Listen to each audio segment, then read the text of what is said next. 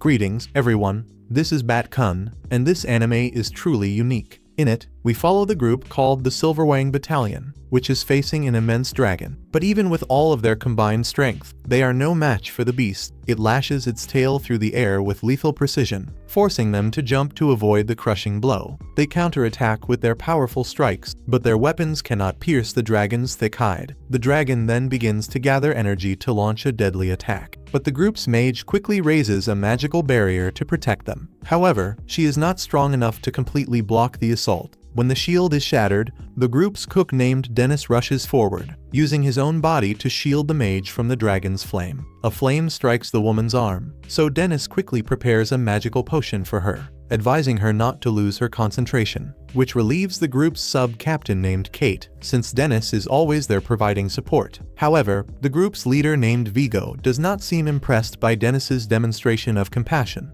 In reality, he appears quite irritated, and so, Vigo channels his frustration into a devastating attack that impacts directly on the dragon's eye, causing the enormous creature to writhe in pain. The injury causes the dragon to enter a state of total fury, and it begins to attack everything around it with unprecedented movement. They manage to survive the chaotic assault, and Vigo shouts for his team to stand firm, since they are the strongest group in the world. After this, the scene shifts to the Silverwang Battalion's meeting room, where all the members of the group are gathered around a large table, except for Kate. Dennis then asks Vigo why he summoned this meeting, and it is then that Vigo places all the blame for their recent failure on Dennis himself, stating that if Dennis had not used his terrifying voice ability, the dragon would not have fled, and they would have been able to defeat it properly. Dennis calmly reminds Vigo that it was he who ordered him to use that specific ability, but Vigo does not care at all. He refuses to accept responsibility for his own orders. He continues to reprimand him for the outcome, and Dennis remembers that their objective was to defeat the dragon and collect its rare materials to sell. But when the dragon suddenly entered a state of frenzy,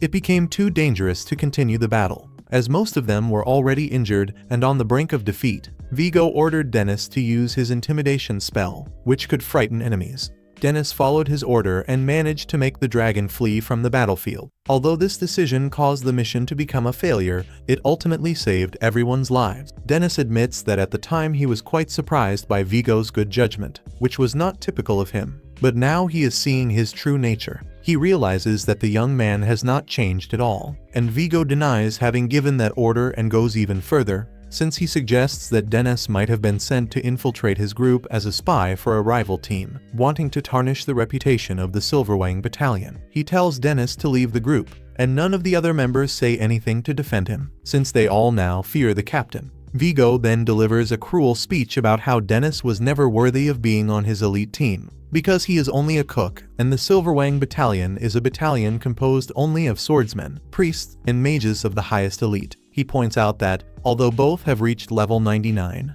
a simple cook like Dennis has no place among real warriors. It is then that our hero realizes it no longer makes sense to continue like this, so he tells them to do whatever they want because they are no longer his problem. He leaves the room with his head held high, leaving behind the group he served faithfully for so long. A little later, Dennis walks through the crowded streets of the capital, thinking that he will also have to say goodbye to that place. And it is then that a little girl accidentally collides with him and releases her balloon, which begins to rise while she starts to cry. Dennis quickly catches the balloon and returns it, saying that she should not let go of the things that are important to her. Meanwhile, Vigo observed from a distance as Dennis walks away and smiles coldly, while preparing to launch his true plan. Just when Dennis was about to leave the city, Kate appears to try to stop him. Although the others do not recognize Dennis's role in the group, Kate knows very well that he played a fundamental role. After all, he was in charge of all the important tasks, such as medicine, alchemy, and food preparation.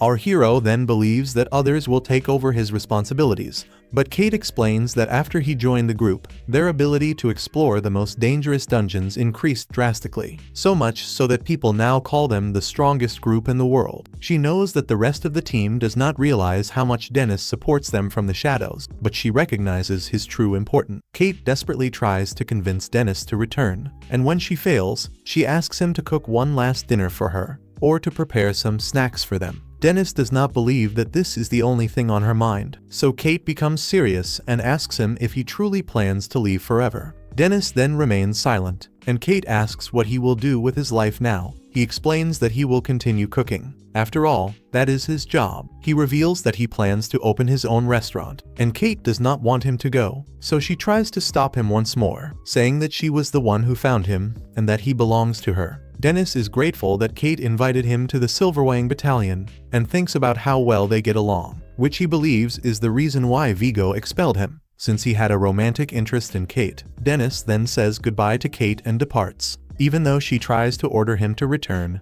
using her authority as sub-captain. But he does not even react, because he knows that his life as an adventurer is over, and only as an adventurer indeed, since his life as a cook is just beginning, and thus begins the prequel to Food Wars. Just kidding, everyone, let's continue. A few hours later, our hero has just arrived in a new city, where he is buying supplies to start his new restaurant. He discovers an incredible box in one of the shops that can cool anything without the need for ice. The salesman explains to him that it is called an ice box, and it is essential for every restaurant. Dennis gets very excited thinking about buying it, but then he remembers reading in his favorite book about how to open a restaurant that one should avoid unnecessary purchases. He needs to keep the investment as low as possible, so he decides not to buy the ice box for now, because he can use ice magic in his establishment. It is then that, following the recommendations of the book, he buys an abandoned property and contacts distributors in order to acquire raw materials. He ends up buying some necessary utensils, and after completing all these tasks, he thinks about how this process seems quite fun, and that he is getting closer and closer to his dream. The next piece of advice from the book is not to handle everything alone, since he will not be able to serve all the customers, and for that reason, he decides to hire an assistant. Suddenly, he notices a crowd gathered around a slave merchant who is selling a young girl. At the time, she was the daughter of a nobleman.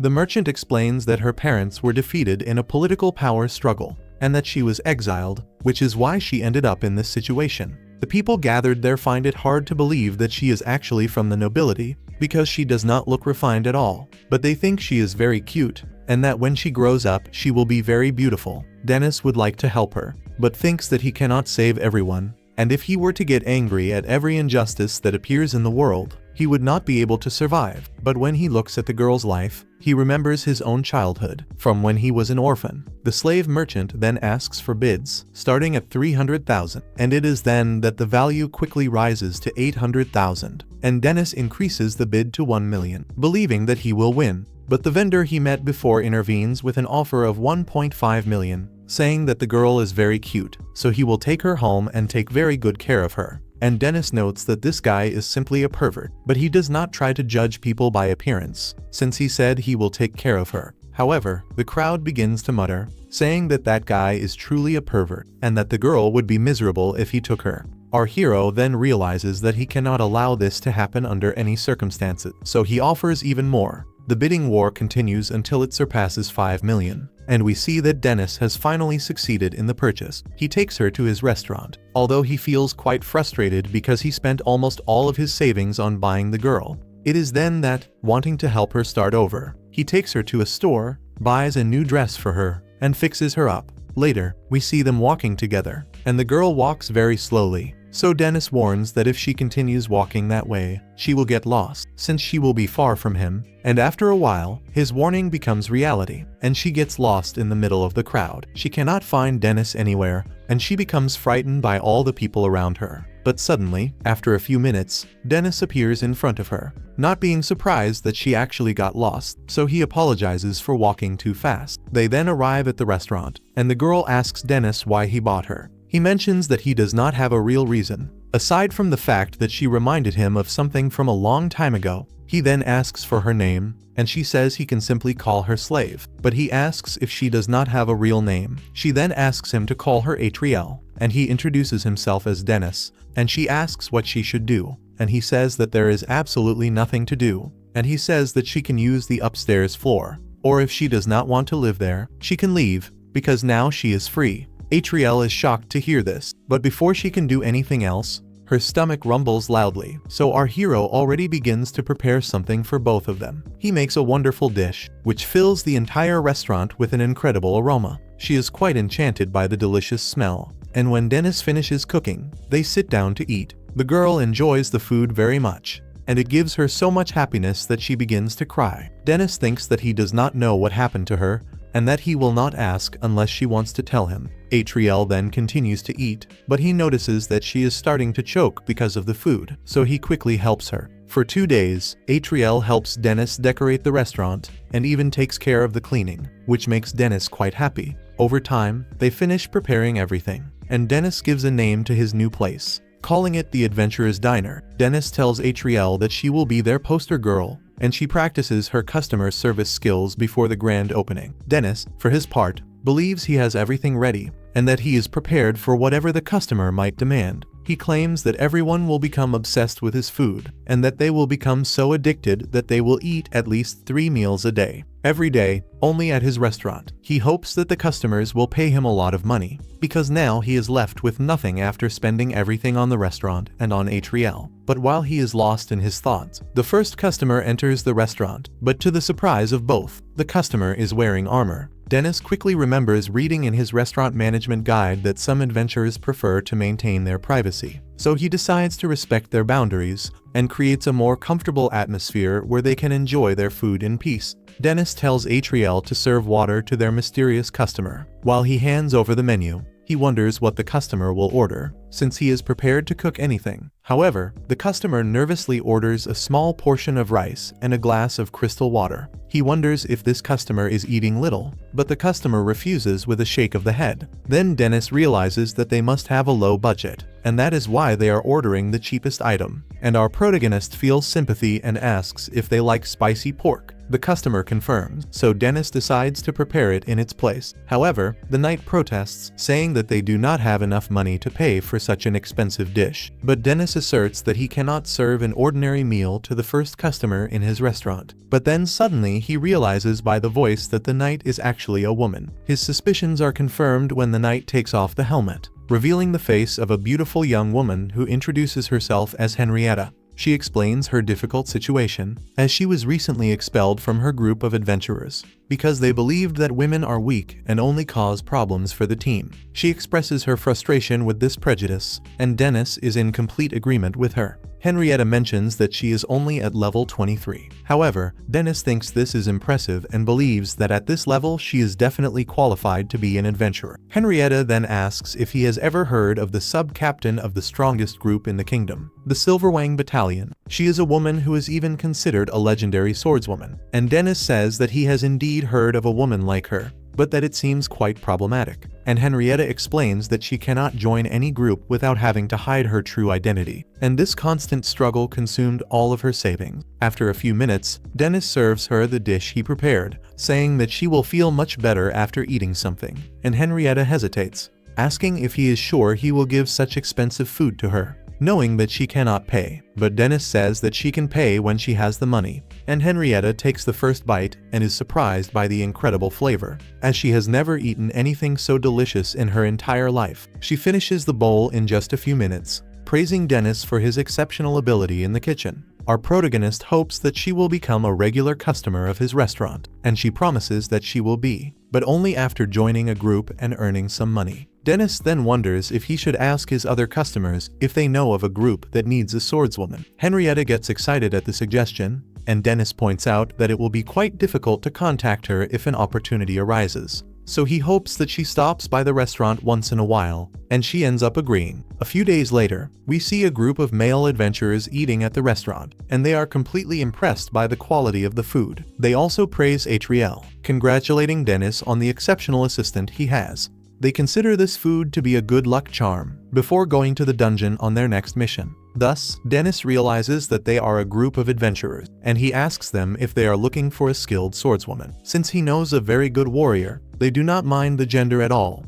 and they hope she can start working with them soon. Dennis is then surprised to find such a suitable group for Henrietta so quickly, and they explain to him that their team only lacks attack power, so this recommendation is like a gift from the heaven. But as they say, if the offer is too good to be true, one should be suspicious, and later that same day, Dennis informs Henrietta about the group he found for her, and she accepts to join immediately, which leaves him quite surprised, since he thinks she should be more careful before joining strangers. But she assures him that everything will go well, and Dennis decides to leave the final decision to her and serves the food. Henrietta gives thanks before eating, and she tells them that they will have to earn a lot of money to be able to pay him as he deserves. But Dennis reminds her not to talk with her mouth full because that is bad manners, and Henrietta then asks him what she should eat when she returns tomorrow. And he finds it funny that she actually plans to have all her meals at a restaurant, and after finishing her food, she leaves with a big smile on her face, hoping to finally earn some money. After that, our hero continues serving customers throughout the day, and feels happy with the constant flow of work. At night, two girls arrive at the restaurant, and he thinks they will be his last customers of the day. He hears them praising the restaurant, but then one of them talks about some recent rumors about a dangerous group that has been recruiting solitary adventurers, only to lead them into the depths of the dungeon and then attack them. And the criminals move carefully to different cities after committing their crimes once or twice, which makes it very difficult for the authorities to capture them. Dennis finds the news alarming and begins to worry that that might be the same group he recommended to Henrietta, and this ends up generating a great fear for her safety. And the next day Henrietta finally meets her new group and introduces herself. The leader of the group introduces himself as Steel, a light swordsman, and the other members of the group also introduce their names and skills. Steel tells her that there is no need to be too formal with the group, since they prefer a very relaxed atmosphere. They then leave together, and as they follow the path, Henrietta asks what kind of mission they are going to perform that day. Steel explains that it is just a simple collection mission. They are going to enter the dungeon to collect some objects, and that is it. Henrietta asks what exactly they are going to collect, but Steel mentions that they will discuss the details as soon as they reach the dungeon. She thinks it was better to know the details beforehand, but does not want things to get uncomfortable or for her to seem too demanding on her first day, so she simply follows them. Soon, they enter the dungeon and she is quite at ease, and immediately shows her value by defeating several monsters that cross her path. Her teammates praise her skills, saying it is a great help to have such a strong swordswoman on the team. Henrietta feels genuinely happy that they trust her in this way, thinking it is the first time she has experienced such acceptance, and values this greatly. The group then decides to go even deeper into the dungeon, and Henrietta remains optimistic, thinking that things might go well with this team. They end up encountering more and more monsters as they advance, and she is put in charge of the entire fight, while the other members of the group simply watch. They offer words of encouragement, with her defeating every creature that crosses her path. But the constant battles begin to affect her stamina, and she starts to feel tired. And instead of suggesting a rest, her companions say that their destination is only a few steps ahead. Despite barely being able to walk well, she follows them deeper into the dungeon. Then they finally reach the destination, where Steel explains that the memory crystals found in that area are the ones they were looking for. Henrietta, completely exhausted by the journey, was overwhelmed by fatigue, so Steel orders his group's healer, Marmok, to cast a recovery spell. The healer then approaches her, and Henrietta thanks him in advance. However, instead of healing her, he casts a paralysis spell, leaving her unable to move. Henrietta then realizes something is wrong and tries to reach for her sword, but Steel kicks her hand, preventing her from defending herself. It is then that Steel says that fortunately for them, she is so stupid that they only had to praise her a little for her to lower her guard completely. The healer tells Steel that he should not call her an idiot, since thanks to her, they are going to create new memories, and Steel thinks that swordswomen are the ideal targets, because they are not as smart as sages or mages, but they are quite attractive. So Henrietta realizes she cannot stay like this and knows she needs to do something. But her body is paralyzed and refuses to obey. Steel then says that he will release her once she entertains them for an hour. But before they leave, they will leave her knocked out, so it will depend on luck whether someone rescues her or if she dies in the dungeon. Henrietta then remembers Dennis's words about being cautious when choosing a group, and thinks that if she had been alert from the start, she would have noticed all the warning signs. Henrietta desperately cries out for help, begging for someone to save her. But the criminals reassure her and say that no one is going to come rescue her in the dungeon. And after that they begin to take off her clothes while praising her body. But before they can do the unthinkable, they hear a very strange noise that resonates through the dungeon. They wonder if it could be another group, and that would complicate things a lot for them. So Steel orders one of his men to investigate the source of the sound. But before he can do that, the miserable man goes flying against the dungeon wall due to a very strong attack. Soon, they notice that it seems to be a type of monster before them, but in reality, it is a man with a leather mask. Steel orders Marmok to cast a search spell to find the intruder's weakness.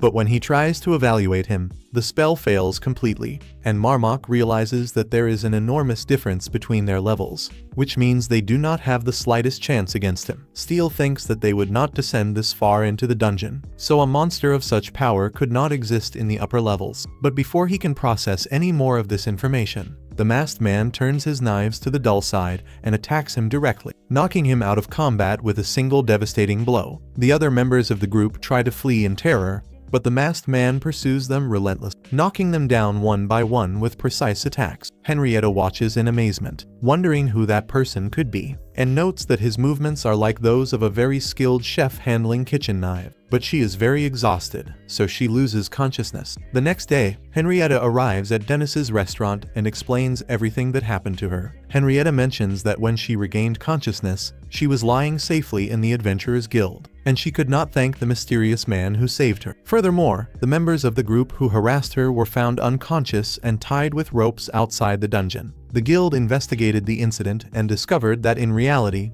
this group was a well-known criminal gang, and that all of them were charged with different crimes. Henrietta reflects that the whole experience seems to have been a dream, and recognizes that this incident taught her the importance of being careful when choosing a group. Our hero assumes part of the blame, as he believes it is also his responsibility, since he was the one who recommended the group without investigating their history. Henrietta does not blame him at all and recognizes his concern for her well-being, but her stomach begins to growl with hunger. So Dennis asks what she would like to eat. She mentions that she still has no money, but Dennis says that she can order anything from the menu. Feeling brave, she asks for the most expensive steak available, which surprises Dennis quite a bit. So she feels guilty and asks him to prepare the cheapest one instead. But Dennis tells her that an order cannot be cancelled once it is made, and he also invites Atriel to have dinner with her. Suddenly, the two girls from before arrive at the restaurant, and Dennis asks them to serve themselves water, since Atriel is having dinner at that moment. They understand and accept the request, while Dennis begins to prepare the expensive steak that Henrietta had ordered. After finishing the cooking, he serves the perfectly prepared steak to Henrietta and Atriel.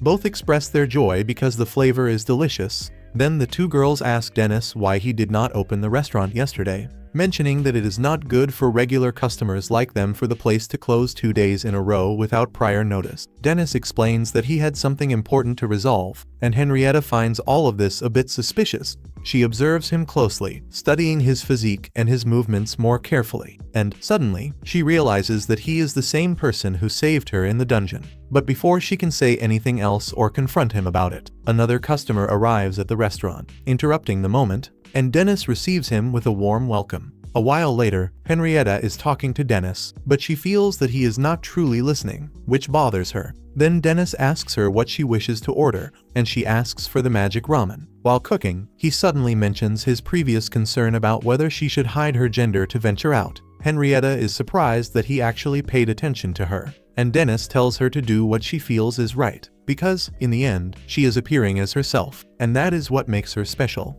And Dennis then serves her food. But his words seem to leave a profound impact, and without saying much, she gets up and goes to another room, surprising everyone. And there, she reflects on how people who make mistakes often end up being so afraid of failing once more that they lose sight of who they truly are. But instead of hiding behind fear, she prefers to be true to herself. And Henrietta soon returns in her usual clothes, and Atriel says that she looks very beautiful. Henrietta sits down once more at the table and begins to enjoy her delicious food, and she then tells Dennis that his words really made her reflect, and believes that the advice of a chef with experience carries special weight. Dennis is happy to hear this, but asks Henrietta if she is truly serious about finding a new group. After all, she has been having all her meals at his restaurant and has not yet made even the first payment. Henrietta admits somewhat nervously that she has been trying to find a group, but has had no luck so far, and she is also surprised that he is keeping track of everything she owes. She thought she did not need to pay for that, but Dennis reminds her that only the first meal was free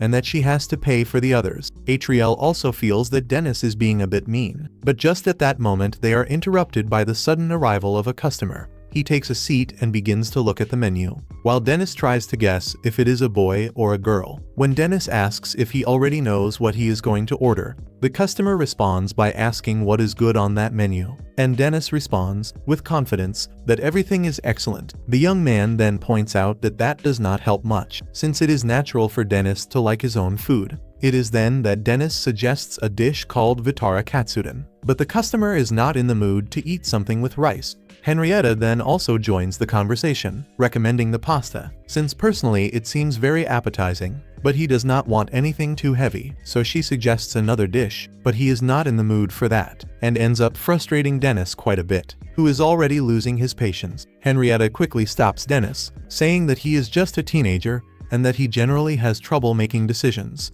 It is then that she approaches the boy and suggests that he order fried rice, and seeing how kind she is, the boy cannot resist and decides to give it a chance. Dennis quickly prepares the dish, using his level 999 skills. When the customer takes the first bite, his expression makes it clear how much he is enjoying it, and Dennis observes closely while he eats, and asks if something is wrong, and the boy seems confused. So Dennis explains that he heard him sigh before and thought that perhaps he wanted to talk to someone. The customer says that there is nothing in particular that he wants to tell, and Dennis respects, saying that it is fine if he does not want to share. But then, suddenly, the young man begins to speak about his problem. He says that his problem is that everyone around him is too weak, which leaves them shocked. Clearly, he has no filter at all, and Dennis only pretends to agree, but the boy asks if he wants to hear more. Although Dennis is not very interested, the young man continues. He says that the people around him have a very limited mindset. They only care about completing the mission in front of them and earning some money,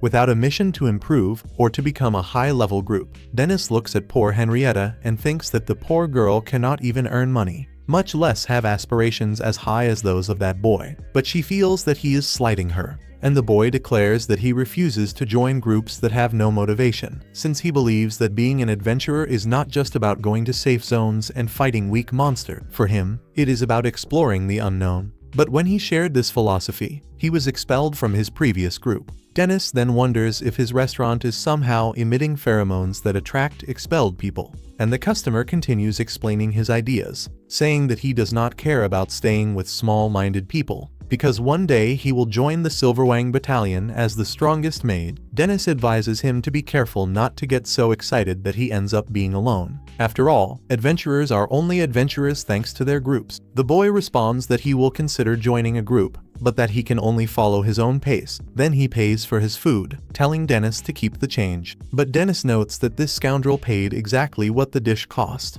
and upon leaving, he introduces himself as Vivian Strange and says that he will soon return to try the fried rice with shrimp. A few days later, Vivian returns to the restaurant and waits for them to prepare his order, and he announces that he has found a new group, and that they are the strongest group in the area, called Night Snow. Dennis congratulates him, and Vivian speaks with confidence that someone like him is always being requested for high-level groups. Our hero asks about the levels of his companions, since before Vivian was very insistent on saying that he would only work with strong members. But now I think he has another opinion, since he said that levels can come later. As long as someone has the motivation to improve, he has no problem with it. Vivian asserts that he possesses many advanced skills that only need to be put into practice, and believes that the group chose him for his future potential. Dennis is happy for him, and Vivian adds that very soon he will be joining the Silverwang Battalion. Dennis serves his fried rice with shrimp, and while Vivian eats it, he wonders if they will give him a legendary nickname once he joins the Silverwang. Dennis remembers that he used to have a legendary nickname related to fried rice,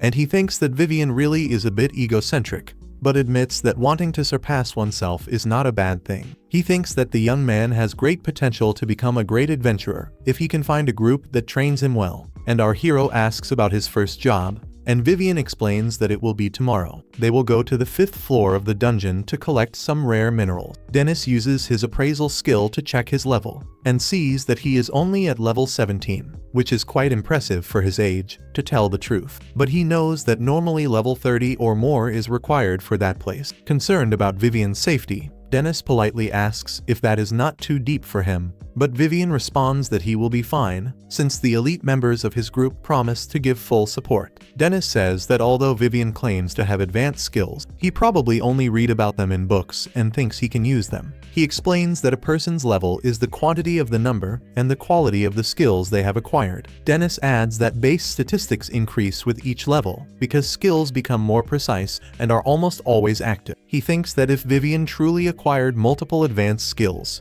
it is strange his level has not increased as a result. Vivian feels that his group believes in his abilities, but Dennis still advises him to be careful, and Vivian does not take him seriously, saying that Dennis probably knows nothing about dungeons, since, according to him, he certainly has never been in one, and here he is quite mistaken. Little does he know. Our hero then remembers that the last time he entered a dungeon he went down to the 37th floor, and thinks that Vivian will be fine if he really goes with a high-level group. When Vivian leaves, he says that he will try the fried rice with crab next time, and on the following day Dennis and Atriel are shopping, and Dennis thinks that by that time Vivian must have already reached the 5th floor. He wonders if he should have stopped her, and Atriel hopes that Vivian might be safe. Suddenly, they hear a group of adventurers talking about Vivian and whether she is alright. One of them says it is too late to worry now, but admits it was quite cruel of them to send her to the 5th floor alone, to see if she could actually make it back on her own. And the other says that this is simply his way of proving that new recruits are worthy of joining them. Upon hearing this, Dennis grabs them immediately and pulls them aside, saying he wants to talk. They ask if he realizes they are members of the Night Snow group, so they lunge at him, but Dennis defeats them easily. He tells Atriel they will have to close the restaurant for the day, and she understands he is going to look for Vivian, so she simply asks him to be careful. And meanwhile, poor Vivian is running from some goblins inside the dungeon. She remembers how the members of her group abandoned her, saying she needs to find her own way back. And while running blindly to leave the dungeon, she is suddenly captured by some entanglements. And while she tries to free herself, she realizes they are bound by a spell, so she will need magic to break it. However, when she tries to use her spell, her mind goes blank, since she never practiced those spells she only read about in books. She thought she had memorized them all, but now she is terrified, as the goblins might find her and stab her to death. At that moment, she feels someone approaching, and a girl suddenly appears, helping her hide in a nearby cave. Vivian gives thanks for being saved, and says it was thanks to the steps she taught to break the spell that she managed to survive. She is impressed that the girl knows such ancient magic, and admits she would not be alive if it were not for her. The girl says it is too early to feel safe, because first they need to find a way to escape. She then introduces herself as Vivian and asks for her name. The girl says her name is Cynthia, and she asks if she just got lost there. Cynthia says her group left her behind after she fell into the same trap as her, and Vivian finds this horrible of them. But she says it is alright, since she was never good at anything. She always caused problems in everything she tried,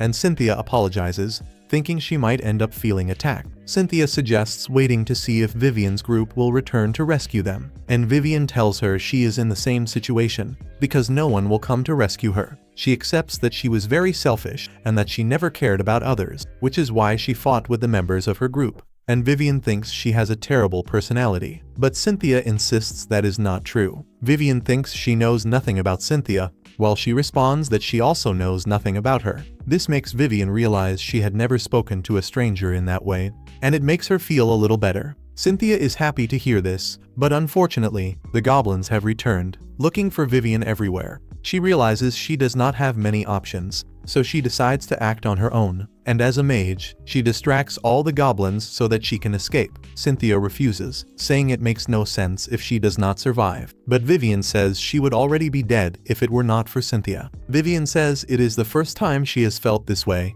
since she has always lived selfishly. She tells Cynthia to run while she draws the attention of the goblins, while she lunges and tries to stop her, but she cannot reach her in time, and she jumps in front of the goblins, thinking it is fine to die as long as Cynthia can live. She then uses her palm spell to hold back the goblins, but they break it easily and jump on her to kill her. But suddenly Dennis appears and arrives using his skills to create a large barrier of rocks that protects them. Seeing his face covered with a paper bag, Vivian thinks he is some kind of monster and panics, but Dennis tries to calm her. Vivian ends up recognizing his voice, and Dennis takes off his mask, saying it makes no sense to keep wearing it. He reprimands Vivian for lunging so recklessly in front of the goblins and says they have to get out of there quickly, but Vivian insists they have to save the girl. Vivian wonders if the girl has already escaped, but Dennis says he did not see anyone in his path. However, Vivian thinks she might still be in the cave. Dennis decides to check, but all he finds is Cynthia's skeleton,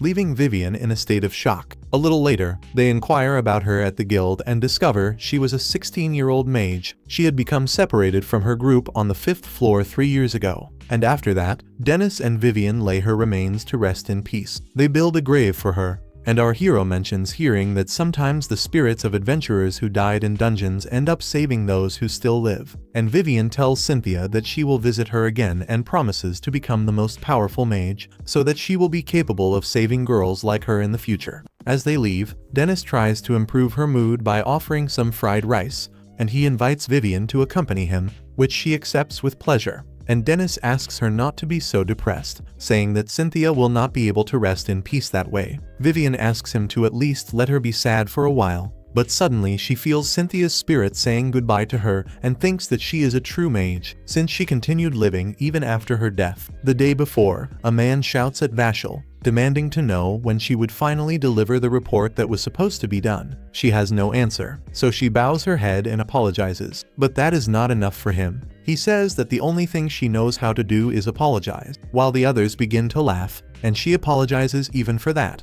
And Vashel tries to explain to him that the mission reward numbers do not add up. But her boss strikes her on the head with a pile of papers and orders her to redo everything. He asks if she is truly level 32. And because of this, Vashel ends up working late into the night while the others went home. When she checks the documents, she realizes that the numbers are completely wrong, which explains why the calculations did not match. It turns out it is her superior who makes these careless mistakes, but she is the one who has to fix them. Furthermore, she has to wake up at 3 in the morning for another mission, and has not eaten anything all day. So the hunger begins to become unbearable. She doubts a restaurant would still be open at that hour, but she is so hungry that she decides to take a risk and see if the new place that just opened in town is still running. When she finally arrives, she sees that Atriel is closing up, which breaks her heart, but Atriel notices her distress and invites her inside. Dennis is surprised to see a customer after closing, but with the help of Henrietta and Vivian, Atriel manages to convince her master to cook one last meal for her. Dennis finally accepts, and after seeing the menu, Vashel orders the special of the day. Meanwhile, Vivian talks to Henrietta about cutting her hair, and Vashel notes how happy everyone seems together, and assumes they must be regular customers of the restaurant. She reflects on how she hardly sleeps and has no friends, but seeing them so happy makes her think she should start visiting pleasant places like this. After a while, Dennis brings her food, and when Vashel takes the first bite, she is marveled by how delicious it is. She falls in love with the restaurant instantly, and while she is excited about her dish, Henrietta intervenes with several suggestions about what she should try next. Vivian jokes with Henrietta that she has already tried everything on the menu, and Henrietta proudly introduces herself as the restaurant's first customer. Dennis quickly corrects her, saying she cannot call herself a customer since she has never paid anything. He tells her to get a job first, but Henrietta reminds him that Vivian is also unemployed, and Dennis responds that although Vivian is between jobs, at least she pays for her meals. Vivian responds that she has some savings, and Henrietta jokes, calling her a traitor. And hearing her friends argue, Vashel lets out a laugh, and Dennis apologizes for the uproar, but they soon notice that she has started to cry, leaving everyone surprised. Vashel reflects on how much joy there is in life, but does not understand why hers seems so monotonous and difficult. She is always stuck at work, no one values her effort, and every morning she wakes up with the feeling of not wanting to go on. And in a flashback, when she was younger, people saw Vashel as a promising mage. Her entire village believed in her potential and gathered resources to support her in her studies in the big city. With the hope that she would become a famous mage, everything started very well, and she advanced grade by grade and eventually graduated. So the director offered her a job as a teacher at the school. Vashel had advanced thanks to her notable skills and even received offers for a position as a faculty member. However, she rejected that offer because she wanted to become an adventurer and earn a lot of money to support her family in the village. Vashel ends up leaving the restaurant, and everyone feels deeply saddened by her situation. Henrietta reveals that she is part of the Night Snow group, the same group that left her to die in the dungeon. She mentions that she only saw her once,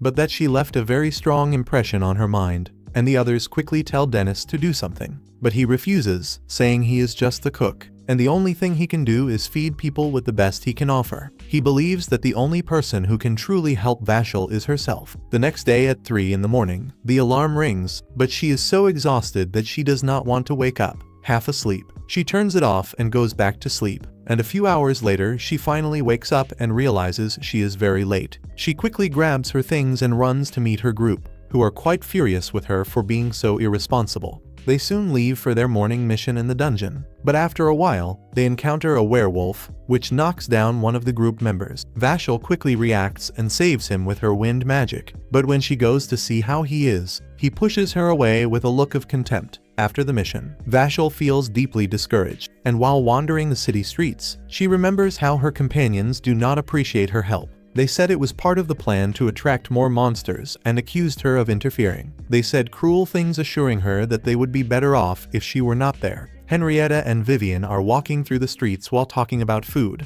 and suddenly they notice that Vashel seems visibly depressed. Concerned, they decide to follow her, and soon they arrive at a tower, and there they see Vashel standing on the edge. They realize the situation is serious, and just as Vashel jumps, Henrietta jumps after her and catches her. Vivian quickly uses her palm spell to create a huge cushion, which ensures they land safely. Meanwhile, at the restaurant, Atriel comes out of the bathroom complaining that there is no towel, and Dennis realizes she is completely naked, dripping water all over the floor, which makes him quite uncomfortable, and he asks Atriel to get dressed, but she refuses, saying she will not wear clothes without drying off first. Just at that moment, Vivian arrives with the others, and as soon as she sees Atriel like that, she closes her eyes quickly. Dennis is surprised to see they are carrying the unconscious Vashel, and quickly takes her inside. He believes she is suffering from a severe emotional disorder, explaining that when a sensitive person keeps everything inside, eventually it accumulates so much that it becomes unbearable,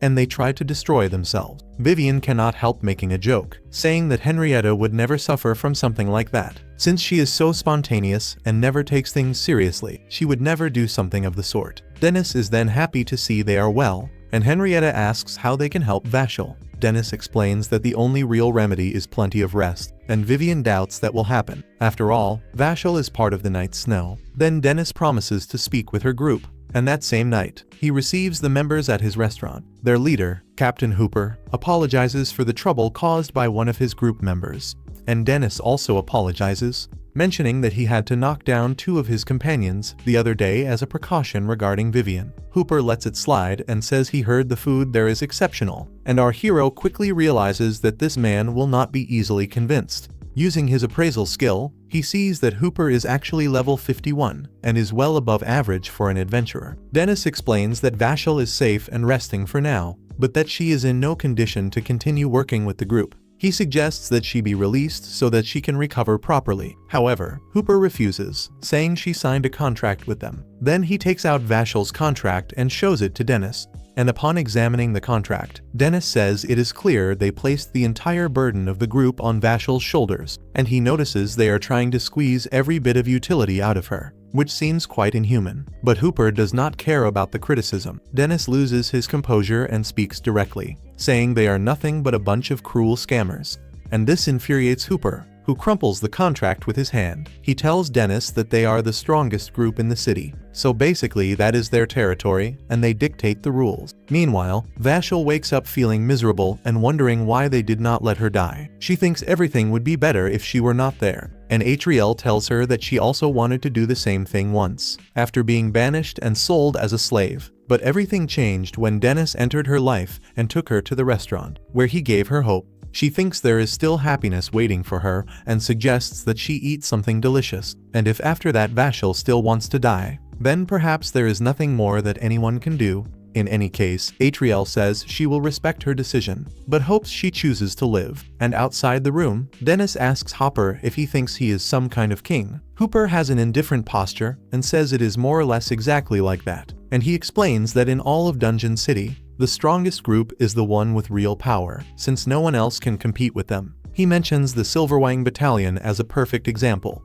and Dennis quickly points out that Hopper's group is nothing like them. Hooper disagrees, saying they are basically the same, except that instead of serving royalty and nobles, the influence of Night Snow is limited to that small town, and he further adds that Dennis has a nice place, but if he were to set it on fire, no one would stop him. Then Dennis asks if Hopper is threatening him, and just when things are getting serious, Kate arrives, excited to see Dennis after so long. She praises his restaurant, and Dennis tries to ask her to return later, as he is in the middle of something important. But Kate refuses, as she came from the capital and does not plan to leave. Hooper cannot help but notice the crimson armor, the red gemstones, and the radiant hair, and most importantly, the emblem on her coat, and he realizes that she is the sub-captain of the Silverwang Battalion, and he wonders what her relationship is with Dennis, since they seem quite close. After Kate sits down and waits in line, Dennis asks Hopper if there is any other way to remove Vashel from his group, since he does not want to fight them. Kate immediately interrupts again, hugging Vivian tightly because she thinks the girl is very cute, but Dennis quickly explains to her that Vivian is actually a boy.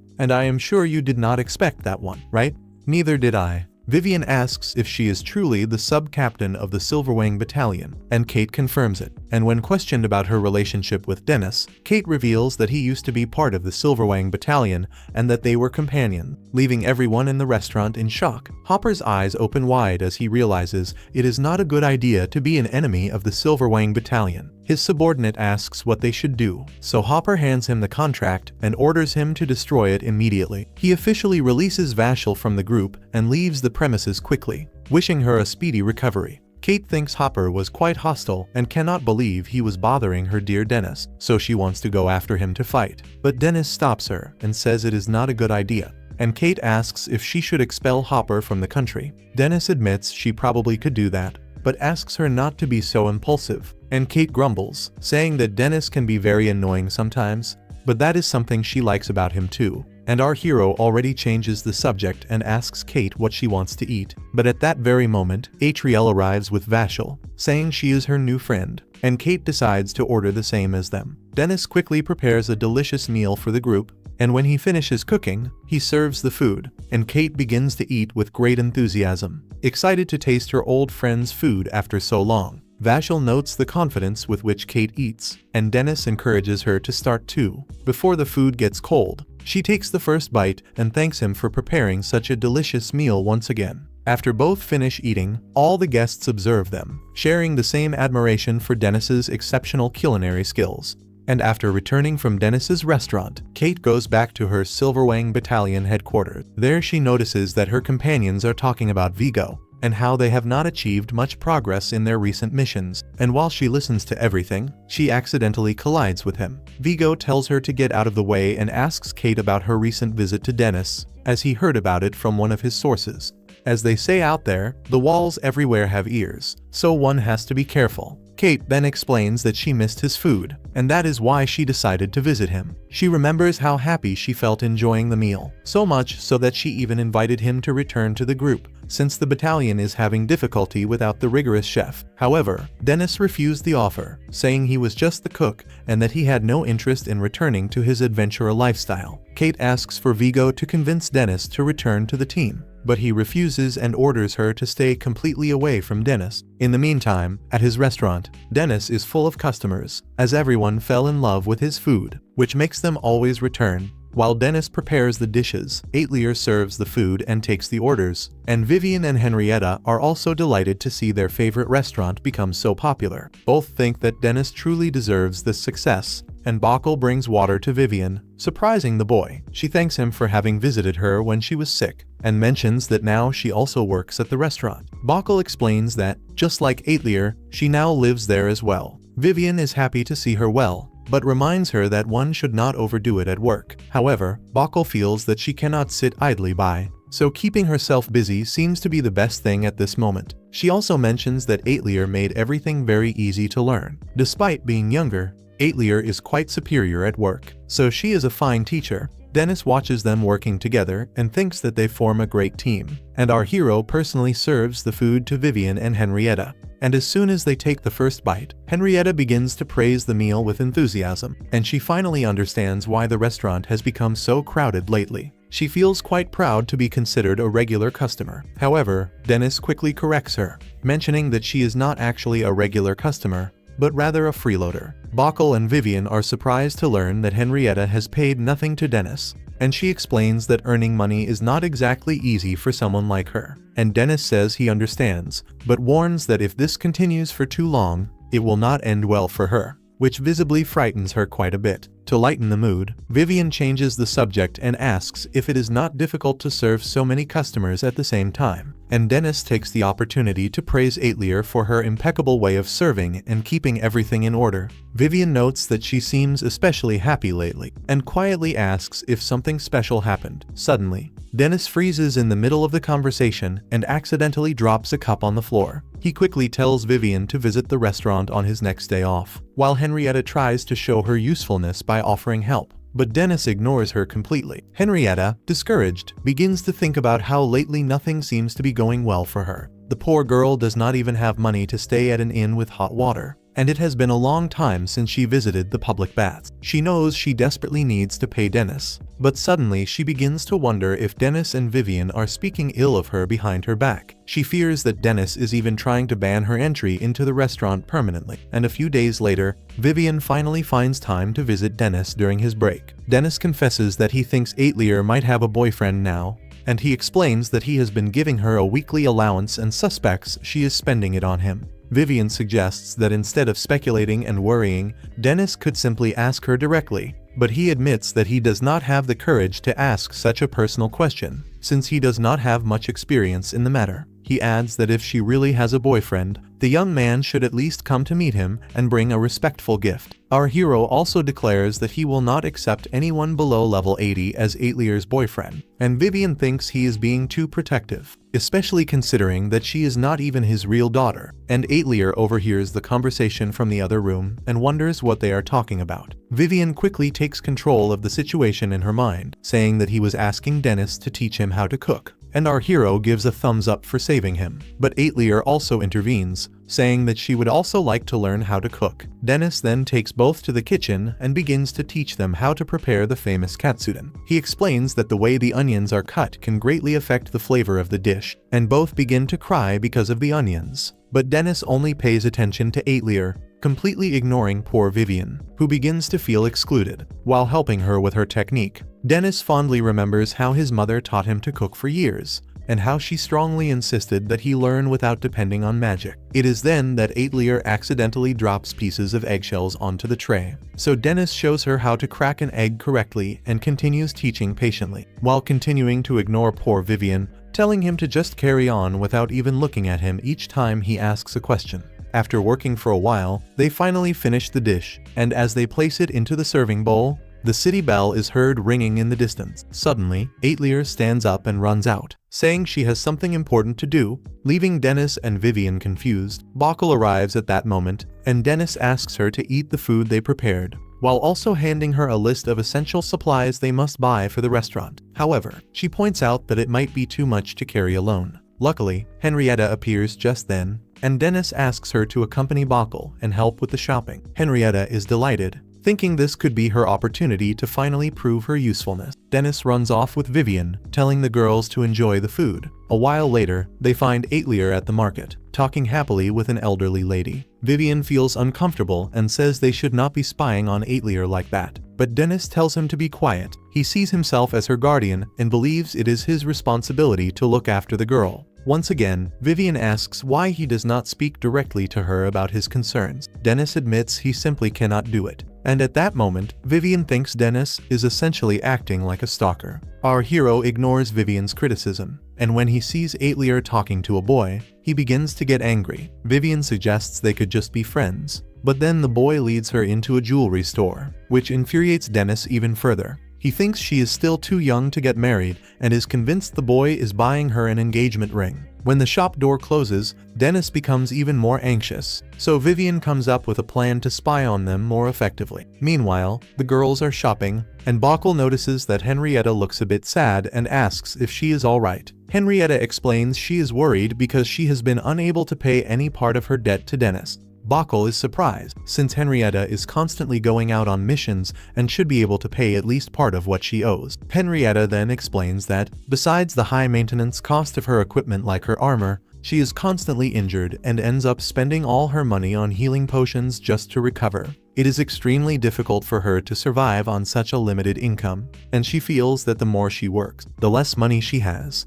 Henrietta wants to find a way to compensate Dennis for everything he has done for her, but has no idea how she will achieve it. Her sincere determination to pay him demonstrated genuine feelings, which was the most important thing. Suddenly, some people hear about how the captain of the Night Mist group was humiliated by Dennis, and there are rumors that Dennis could be a member of the Silver Wings. People hope the Night Mist group does not try to take revenge on the chef, which worries both girls, who look on with real concern for Dennis's safety. In the meantime, Vivian returns with a megaphone from a nearby shop. But Dennis does not understand why they would need something like that. Vivian reveals to him that it is actually a magic item normally used for speeches and plays. The wind magic it possesses allows sound to travel impressive distances. Our hero does not quite understand how this will help them in the current situation since they do not want to speak out loud, and Vivian mentions they can use it in reverse.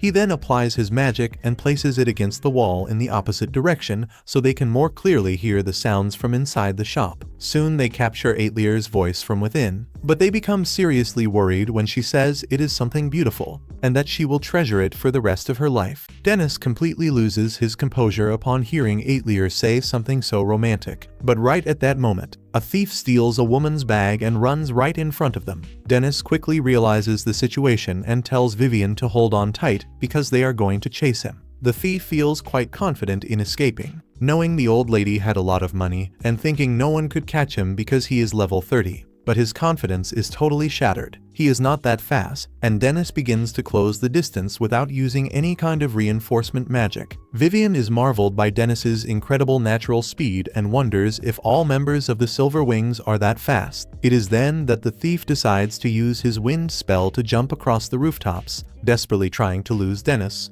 But the latter takes the pursuit seriously and asks Vivian if he can use any magic to help them keep up the pace. And Vivian casts the palm spell, and Dennis uses it to propel himself high into the air.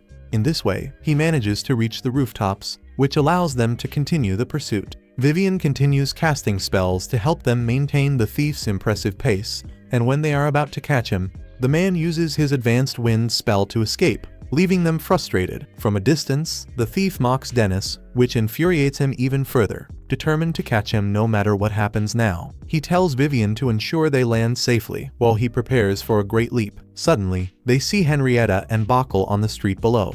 Just as the thief runs in front of them, Dennis screams to stop him, and right when the thief thinks he has finally escaped, Henrietta delivers a direct blow that knocks him out of combat. Everyone is impressed, including Dennis, who feels very proud of her quick decision and reaction. Henrietta is overflowing with joy upon hearing his praise, especially because she was worried that he had been upset with her before. She adds that she really wanted to find a way to repay his kindness, and after everything is resolved, Dennis and the girls return to the restaurant, where he recounts his suspicion that Aetler had found a boyfriend. Bockel mentions that Henrietta was truly worried that he might ban her from entering the restaurant, but Dennis guarantees that he would never kick out someone who appreciates his food so much. However, he adds that this policy only applies for now, and that he could change his mind if she continued to take advantage of him forever. After a while, Aetler finally returns to the restaurant, and everything goes completely silent, since they were gossiping about her private life only a few minutes ago. She goes directly to Dennis and hands him a box,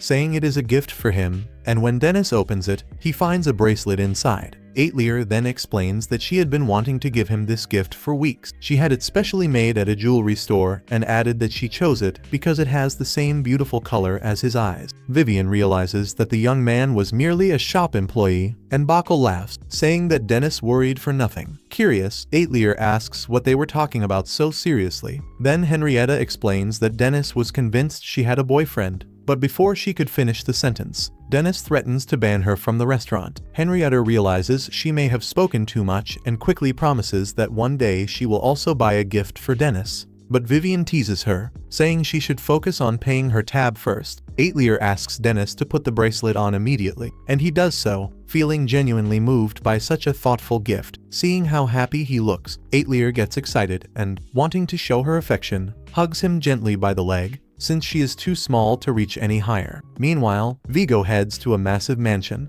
and inside he greets the Count, saying it has been a long time since they last saw each other. The next day, when all the regular customers of the restaurant finally leave, Dennis feels exhausted from all the work in the kitchen and asks Aetler to clean the outside. Just as she was about to do so, a man suddenly enters, and Dennis says they have already closed for the day, but the stranger begins to cry upon seeing Aetlier and Bose before her. Henrietta wonders if he might be some kind of pervert and considers cutting him to pieces, but Vivian tells her not to jump to conclusions since they do not know the whole story. Dennis, also surprised by what happened, wonders who this guy is. The man then introduces himself as the head mage named Stevens. He is a servant of Lady Aetlier Werchstate. Dennis and Henrietta do not recognize the name, but Vivian and Bockel are marveled to hear it. Dennis asks if they know anything about him, and Vivian asks how he can be so uninformed. This ends up making our hero embarrassed, as it is the first time Vivian knows something he has no idea about. Bockel explains that the Werchstate House is the leader of the greatest family of mages in the kingdom, basically the highest lineage among all mages. While Dennis serves Stevens a drink, the man dries his tears, thinking that Aetlier is working as a waitress in such a filthy restaurant. Dennis wonders if he can kick him out, since he finds him annoying, and Vivian agrees that the man is quite difficult to deal with, but thinks he should at least be heard. Stevens introduces himself properly, and says he wanted to take Lady Aetlier at the request of the royal court, which leaves Dennis quite confused. Then Stevens reveals to Aetlier that she was exiled by her father's brother, Lord Joseph, because she was accused of not having Werchstate blood, but he guarantees that he found his will, and according to what it says, she is the legitimate owner of the Werchstate house, inheriting all its wealth and power. Stevens adds that the crown has granted her a new hearing regarding Lady Aetlier's legitimacy, and therefore he wants to take her to the Joseph house immediately. He believes she must reveal Joseph's betrayal and destroy him so that she can become the official heir of the Werchstate house. Aetlier politely rejects him, leaving Dennis intrigued by her reasoning. She remembers the fear she always felt among people and clings to his leg once again. Stevens insists, saying that she is not destined to work in a common restaurant that looks like a filthy kennel,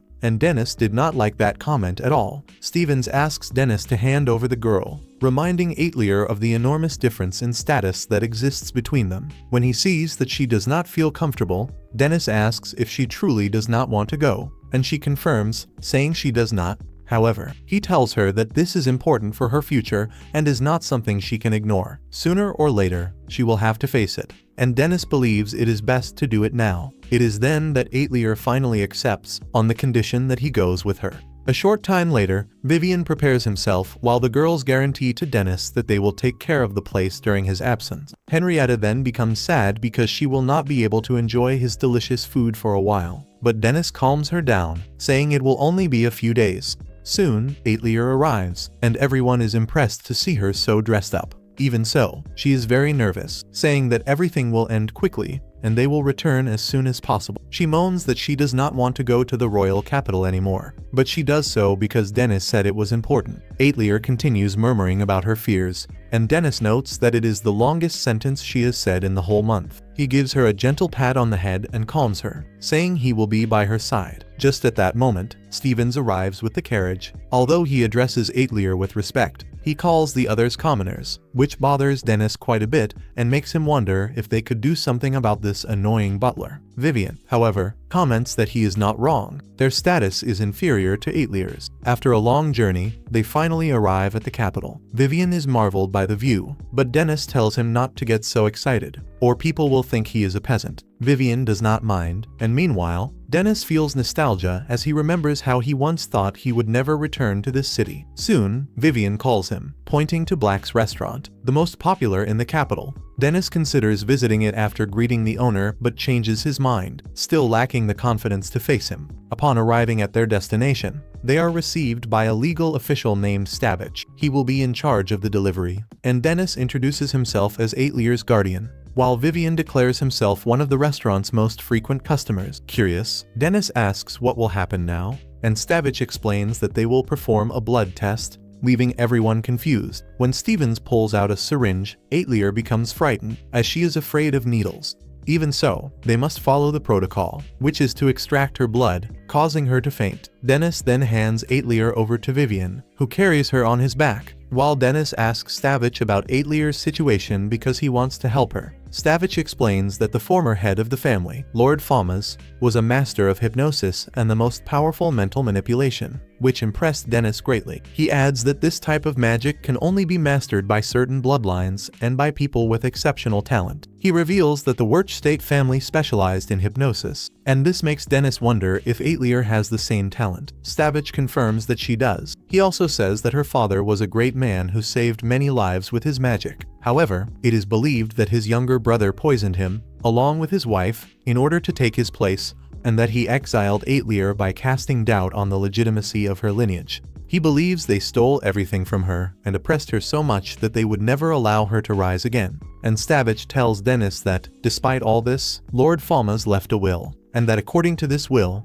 the royal government demanded that the young girl's blood be tested. He leads them to a room where a giant sphere is positioned. He says they used this analysis artifact to prove to the judge that she is the true daughter of Falmaz. Stavich places a drop of Aedlier's blood into a device, and shortly after, he adds a bit of Lord Falmaz's blood, which the royal government preserved. He explains that if the flower-shaped crystal forms, this proves a first-degree blood relationship. He adds that the result would be the same even with her mother's blood, and as suspected, the proof confirms that Aetlier is a direct descendant of Lord Falmaz. Stavich is certain that he will win the case, and a little later, already at the royal court, he gathers once more to verify Aetlier's legitimacy at the request of the royal government. Among those present is her uncle, Lord Joseph, who mocks Dennis, saying that he was expelled from the Silver Wings, and Dennis does not recognize him, asking if he could be one of Vigo's clients. Our protagonist threatens to punish him for treating Aetlier poorly, and the judge warns Dennis to be respectful. But when the judge calls him Dennis Black, Vivian remembers that the famous restaurant they saw earlier shares the same surname. The judge then opens the session, explaining that they have gathered because Lord Falmaz's will stipulates that Aetlier will inherit all of his wealth and property, while Lord Joseph would receive his knowledge and books. The purpose of the court is to determine the validity of the will.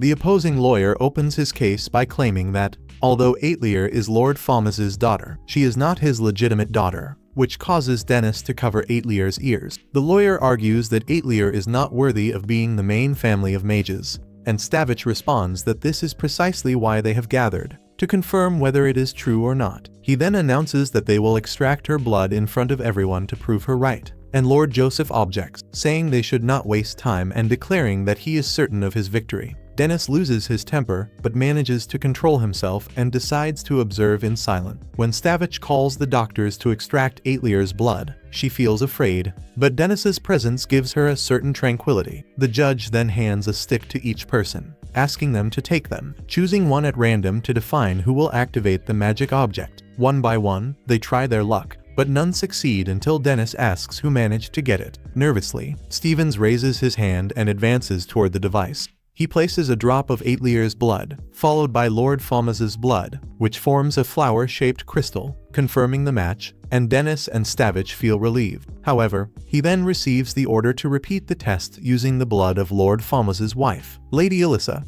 The result is negative, leaving everyone shocked. Stavich suspects there must be an error and requests a repetition of the test, but Lord Joseph objects, saying they cannot continue repeating it until they get the result they want, assuring them that nothing would change. The chief judge then rejects Stavich's request, and Joseph then asserts that Aetlier could be his brother's daughter, but not his legitimate wife's, which makes her eligibility as a direct heir ineligible. The judge then decides that it has been proven that she is not Lord Falmaz's legitimate daughter, which invalidates the will in its current form and forces him to reinterpret it partially. The judge decides to grant all properties and riches to Lord Joseph, while Aetlier will be left with the books and knowledge. This is a decision that Joseph clearly accepts with pleasure, and at that moment, suddenly, Dennis notices blood on the butler's hand and realizes that something is wrong. He then lunges at him and grabs him by the neck, and Stevens drops a blood-stained handkerchief, and Dennis realizes that he had poured his own blood onto the object to make it function incorrectly. Stevens confesses that Joseph promised to return him to the position of head butler if he did that, but Dennis becomes furious, and his arms are enveloped in flames. The judge orders Dennis to sit down,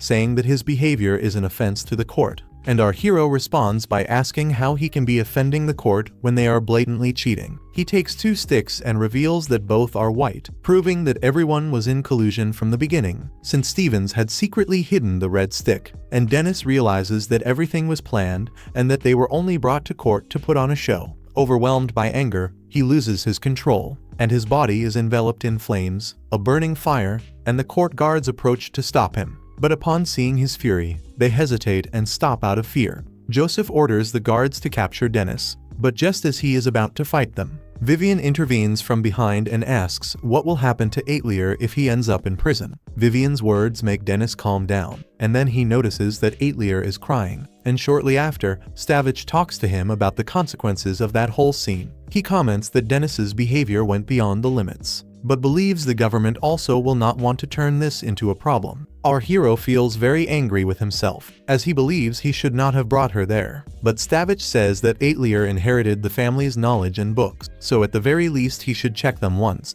The idea pleases them, and they decide to go see them. Soon, they arrive at the abandoned house, and once inside, Stavich explains that it used to be a library, but in recent years it became a warehouse. He hopes they might find something valuable there. As they walk, Dennis steps on something and warns Aetlier to be careful, and moments later, as she continues moving forward, she accidentally activates a magic circle. She falls into a hidden room beneath it, and once inside, the lights turn on. While Stavich and Vivian examine the books, they are marveled. They discover that these are rare volumes and diaries of ancient kings, which are very valuable. Some of these books are extremely rare, and Vivian thinks it is a vast treasure composed of valuable grimoires, which are at the level of a national treasure. He gets very excited about these books and feels as if he is holding a black box of sealed magic. Stavich shares the same feeling. Stavich comments that they should immediately call an appraiser. Then Dennis finally feels happy for Aetlier, and Stavich thinks that, in reality, Lord Falmaz wanted her to inherit this instead of the riches, since he knew of his brother's greed and would not allow the inheritance to pass so easily. Thus, he set up this entire trap. And Dennis asks what she would really like to do with the books. To his surprise, Aetlier says she wants them to stay at the restaurant. The next morning, Dennis is waiting for Vivian, and a few minutes later Vivian appears, unable to believe he overslept, and runs to the carriage. On the way, he encounters a man who looks exactly like Dennis, although his aura feels a bit different. At that very moment, Dennis shouts for Vivian to hurry up, and the man, upon hearing that name, comments that it is a good name, quite beautiful. After Vivian departs, a girl named Florence appears, addressing the man as Master Health. She asks who that boy was, and Health explains that he was the companion of a colleague he had mentioned before. The following day, business at the restaurant is going very well, and a long line of customers waits outside just to get a seat. Most of them are mages and sorcerers, which makes Henrietta and Vivian think they must be hearing rumors about the magic books Aetlier inherited. Some mages read the books while they eat and are surprised to see that they actually exist. Until now, these books were only famous legends, and having them there in plain sight makes people wonder what kind of restaurant this is. Just then, Dennis shouts, saying he does not care if they read while they eat, but as soon as they finish, they must leave immediately, because that is a restaurant, not a library. Dennis works hard to keep up with the avalanche of orders, and it is very clear that he is doing a great job. Then, a somewhat nervous mage says he has an important question. Noting that Dennis seems quite irritated, the mage first apologizes for bothering him, and shortly after, he explains that after reading one of the magic books, he may have found a cure for his wife's illness and asks if he can borrow it. Dennis does not answer directly. Instead, he calls Aetlier to deal with it, and Aetlier approaches and tells the mage that he can indeed borrow the book. Upon hearing this, the other mages also ask to borrow books, but Dennis refuses, saying that was a special case, and the mage thanks them sincerely and leaves. As more customers arrive, Dennis decides to speed things up by using his magic while cooking. Vivian notes this and asks if he is sure about using all those skills at once, and our hero simply replies that it is the only way to handle so many orders. Shortly after, a new batch of food is ready to be served. The scene then shifts to a childhood memory of Dennis when he was a poor orphan living on the streets. While he is sitting alone in the rain, someone drops their wallet, and Dennis runs to return it to the lady. She is impressed that despite his condition,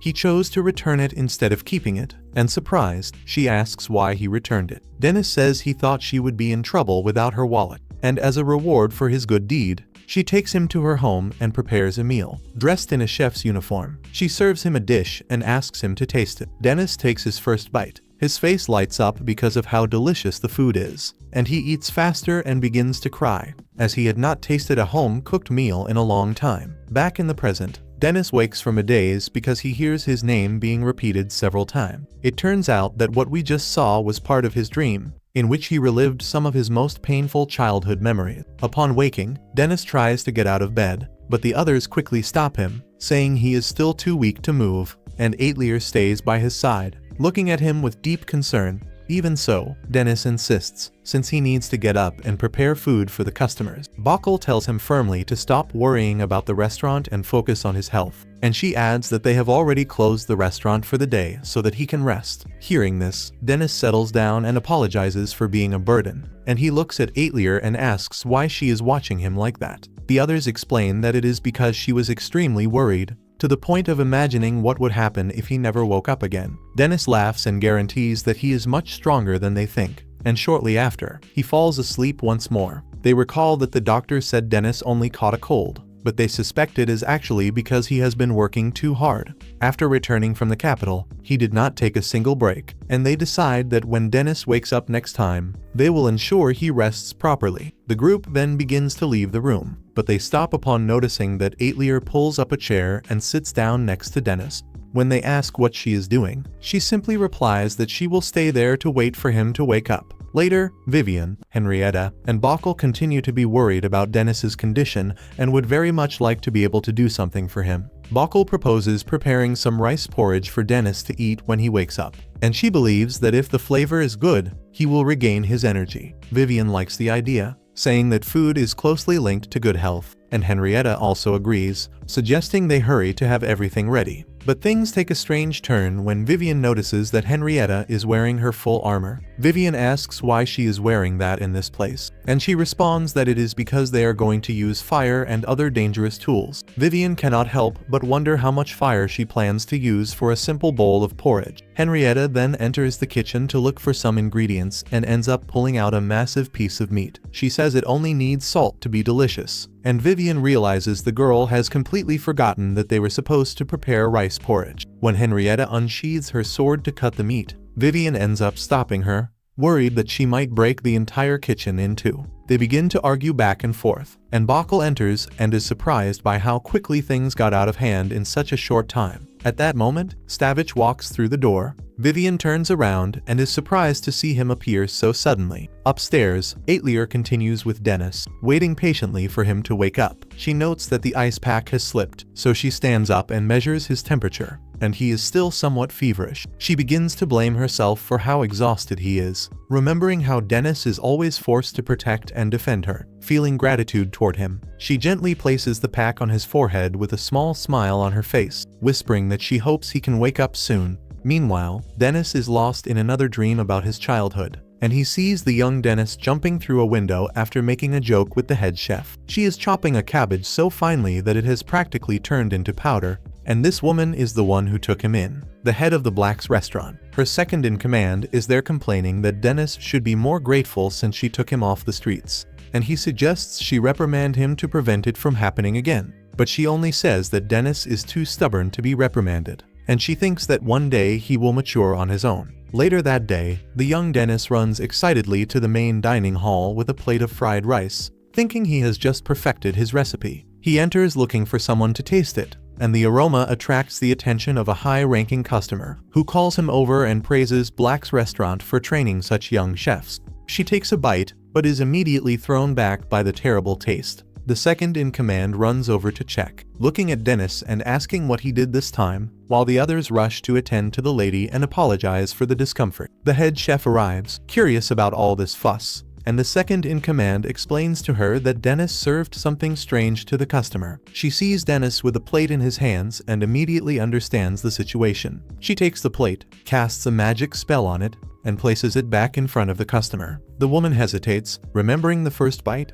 but decides to try once more. To her surprise, the dish is now delicious, and she is filled with admiration. She asks how this is possible. The head chef explains that Dennis simply forgot the secret ingredient, and on that day, Dennis approaches his tutor with a look of guilt, apologizing for the dish. She is not angry. She only tells him that it is fine, as long as he now understands the importance of using the correct spells. Dennis leaves crying, admitting that at that moment he truly thought he had perfected his fried rice. She comforts him, saying that nothing is wrong and that he only needs to study more. After drying his tears, Dennis asks her how she managed to fix the food so quickly. She admits she realized he had used as many disassembly skills as combination ones, but he still did not understand how she was able to fix everything so fast. She replies that it was easy. After all, it is the legend of fried rice. Upon hearing this, Dennis smiles and declares that he also wants to become a legend of fried rice. Back in the present, our hero is sleeping peacefully, and Aetlier has also fallen asleep by his side while watching over him.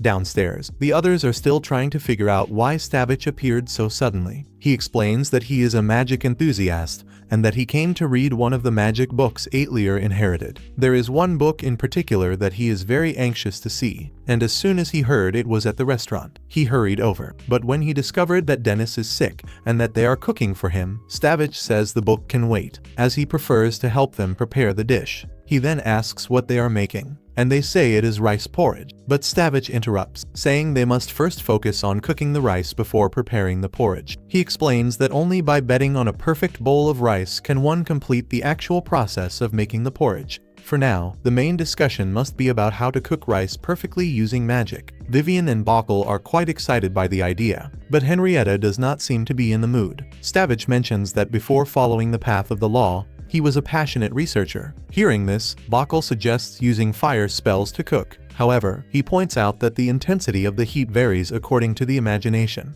and the user's skill is also essential. Vivian agrees, saying that if the flame is uneven, the rice will become sticky or too dry. Stavich then proposes using the spectral flame of ghost fire, explaining that with ghost fire, the intensity of the heat depends entirely on the magic energy used. Poor Henrietta is already overwhelmed by so much magic talk and just watches them. Then, Bockel mentions the use of a crust in the recipe, which confuses Henrietta even further. She does not believe a crust is necessary at all, and the three continue debating which method to use, but Henrietta is so lost that she just sits down. After this long discussion, they finally reach a decision. They will use both ghost fire and normal fire. Stavich says that any difference in heat caused by double casting can be resolved by using a pot with a magic catalyst to stabilize the temperature, concluding that this is the best way to cook perfect rice with magic. Vivian and Bockel celebrate the decision, but soon wonder if they should also use magic to transform the rice into a delicious porridge.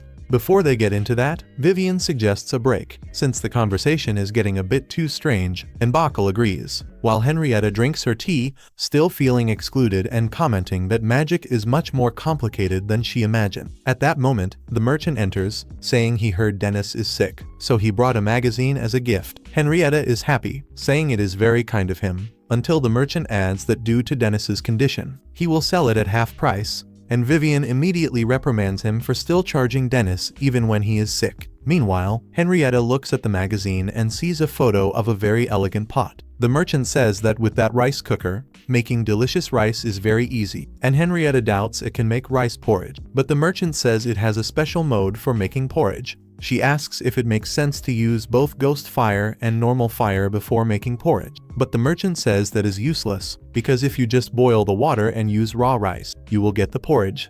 The others are surprised that the process is nothing like they imagined, and the merchant warns that, for this reason, it is dangerous to let people who do not cook enter the kitchen. Just at that moment, Aetlier enters, and they ask about Dennis. She says he has a fever, but it is going down. When she discovers they are preparing rice porridge for him, she suggests adding eggs to make it more nutritious. Henrietta ends up loving the idea, and Aetlier cracks the eggs into a bowl and beats them with a special technique. The others are surprised by her skill, since she learned it from Dennis himself, but they quickly change the subject, talking about culinary preferences. Bockel says she loves sweet tamagoyaki, while Vivian prefers the bitter kind. Henrietta is questioned about her likes and dislikes. She thinks for a moment and says there is one thing she absolutely cannot eat, and that is leather shoes. Vivian and Bockel are surprised by the randomness of the comment, and Henrietta explains that in her family, leather shoes were considered edible. I do not think that is how it works, but alright, to each their own culture.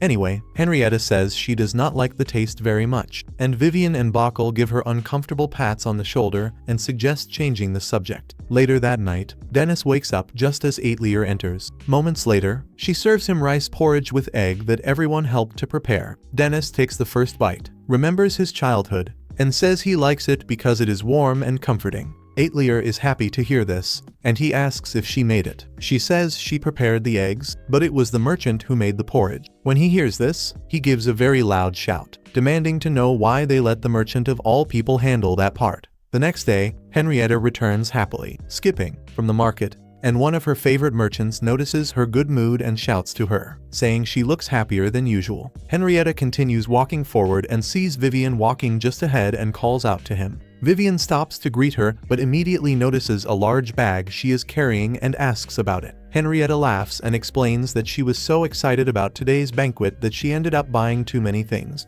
Hearing this, they decide to walk together, and on the way, a nearby vendor interrupts them and asks why they are on the street at that hour, since it is now lunchtime at the restaurant and it is very rare to see them there at this time. Henrietta explains that the restaurant is closed because today is a very special day for them. Meanwhile, Aetlier and Bacchal come out from behind the curtains and see Dennis packing a bag. Both say they are ready, which makes Dennis happy. But when he looks at Aetlier, he notices she is wearing her apron and quickly tells her that she will not need the apron for what they are going to do today. Just at that moment, Henrietta and Vivian return, apologizing for making everyone wait. Now that everyone is together, Dennis suggests they depart immediately, but Henrietta proposes doing a review of the supplies first to ensure nothing important was forgotten. After the review, she adds that the next step is to take a bath before the banquet begins. Later, during the bath, Vivian ensures there is nothing wrong, and he is quite surprised to see Dennis shirtless for the first time. He cannot believe the guy is simply a monster and marveled. He even reaches out his hand to touch him. But Dennis, with an air of superiority, looks and says that is what a real man should look like. Then he asks Vivian why he continues to maintain a body as thin and slender as that. And embarrassed, Vivian covers himself and says he is a mage, so he does not need a very muscular body. Even so, he cannot help but ask how Dennis managed to obtain such an almost divine figure. Dennis explains that it is simple. He did 2,000 push-ups every day, and in a short time, he became like this. Hearing that, Vivian trembles with shock, knowing he could never do something like that. Putting that aside, Dennis reminds Vivian that this bath should be a moment of bonding between them. He tells him to take off his towel, but Vivian trembles just at the thought and immediately moves away. This talk from Dennis is very strange, but anyway, Dennis is there trying to convince him while the girls are enjoying their own bath. While Henrietta washes Aetlier's hair, Bacchal cannot help but admire Henrietta's well-developed assets. She happens to hear this and is confused, saying she does not think their bodies are that different. But Bacchal smiles and insists that in terms of impact, the difference is quite clear. Aetlier, however, pays no attention to the conversation. She just wants to relax and enjoy her bath. Later that same night, the main event finally arrives. The group gathers in the forest for the banquet,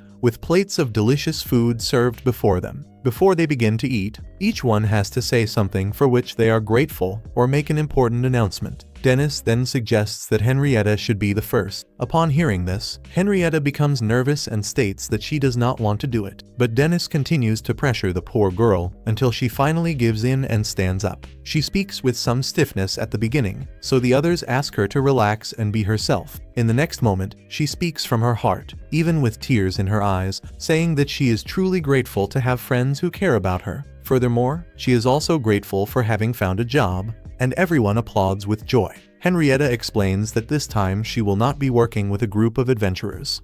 Instead, she secured a job with the Knights, and after thinking about the matter, she realized she wanted a job where she could help people, no matter what happened. Then, it is Vivian's turn. He stands up with confidence and announces that he has finally found the next party to join. It may not be the largest or most famous group in the world, but it does not matter, because it brings him closer and closer to his dream of becoming a great mage. The others applaud, congratulating him on getting the job. But then Vivian's expression changes. He then turns to Henrietta and says that he does not think they are equals, because unlike her, he at least pays for his meals. Dennis intervenes, joking that Henrietta has even become a bit more conceited lately. Now it is Bachal's turn. She stands up and announces that she will return to her home, and everyone is quite shocked to hear this. Bacchal explains that after spending time with her parents, she plans to go to the capital and become a master at a magic school. Dennis adds that Bacchal was so talented that she was invited to teach even before she graduated. Hearing about all these achievements of hers, Dennis proposes raising their glasses and toasting to the good news. And shortly after, the banquet truly begins. The expressions on their faces make it clear how much they enjoy the food, and everyone seems to be having a lot of fun. Until suddenly Vivian becomes sad, realizing that soon everyone will go their own separate ways. He says that when they are gone, the place will become very lonely, and Henrietta feels the same. She begins to think about asking the Knights to postpone her assignment, and Bockel even supports her idea, but Dennis hears them and calls them idiots. He reminds them that they are finally about to change things and manage to get closer and closer to everything they dreamed of. And if these goals are truly important to them, they should never think about abandoning them. Dennis's words make everyone return to reality, and they end up agreeing with the young man. Excited, Henrietta becomes overly enthusiastic and declares that she will leave the city tomorrow morning. But Aetlier quickly tells her to calm down, reminding her that her work has not even started yet. Later, Dennis combines his 5-star food with his magical skills to prepare an irresistible fried rice. Everyone has the dish ready in front of them, but just before everyone starts eating, they notice Polvo, who is in a corner, already devouring a plate of fried rice. While he eats, Polvo explains that he smelled something delicious coming from the forest, so he came to check it out. He praises Dennis, saying that he has never eaten anything that good in his life. Dennis approaches and recognizes him as the perverted shop owner, clearly forgetting his name. And honestly, I almost forgot it too. Aetlier remembers him and calls him Polvo, and he is delighted to see that Aetlier actually remembered his name. He tries to take advantage of the moment to convince her to work for him, but Dennis strikes him on the head before he can continue. Even so, Dennis admits that Polvo helped him a lot when he was sick, and without him, he would never have been able to eat that delicious rice with egg. In addition, Polvo also presented them with a sophisticated rice cooker, so Dennis takes the opportunity to thank him for everything he has done. Now that this is settled, Dennis asks Polvo what the real reason was for him coming there. He explains that he heard they were going to have a barbecue, so he came to invite everyone to a banquet. And with that, he presents a high-quality cut of meat, and everyone lights up with joy upon seeing it. Our hero already thinks he could accept, since Polvo took the trouble to come there, so Polvo's servants throw a piece of meat into the air, and Dennis draws his 2 kitchen knives, cutting it in mid-air into perfectly equal proportions. Shortly after, the meat is cooked and served so that everyone can eat. But upon seeing this, Polvo begins to regret having told Dennis, since Aetlier was the only one he truly wanted to flatter. Shortly after, Aetlier takes a piece of meat and gives it to Dennis, causing Polvo to immediately run to her, begging her to feed him as well. And the wretch insists so much that Aetlier finally gives in. And at that moment, the scoundrel becomes so happy that his nose even bleeds, and shortly after he faints. This guy is a pervert. There is no other way to describe him. Sometime later, when the banquet ends, the girls stand side by side washing the dishes, while Vivian and Dennis sit together happily at the table. Vivian tells Dennis that there is something he has wanted to ask for a long time, and Dennis appears a bit curious,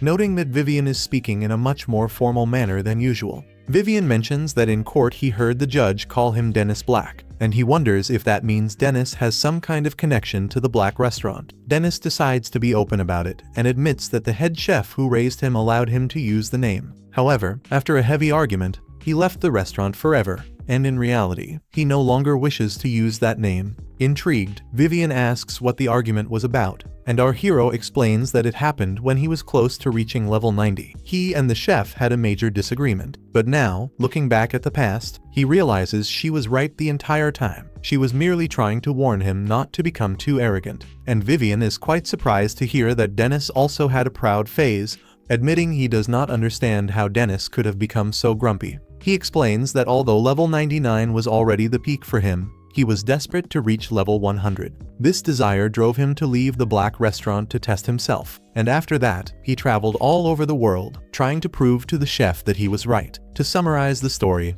Dennis ended up staying for the longest time with the Silver Wings Battalion, and despite everything, he admits they took good care of him while he was there. But in the end, he never managed to reach level 100. Meanwhile, in the city, 2 of Dennis's regular customers walk down the street, trying to decide what to eat, and after a brief discussion, they finally decide on katsudon. They arrive at Dennis's restaurant, only to feel disappointed to see that it is closed. Just at that moment, 2 thugs appear. One of them pushes the purple-haired girl to the ground, and while the blonde girl tries to defend her, the man ends up threatening her and pushes her away. He even takes out his knife to threaten her, and in response, the blonde mage decides to teach them a lesson, invoking a magic arrow and shooting one of them right in the back. At the same time, the other girl stands up and uses her earth magic to manipulate the ground beneath them, causing them to lose their balance. Seeing the 2 thugs in that pathetic state, the girls feel proud of themselves, saying that is what happens to those who push them without apologizing. But just at that moment,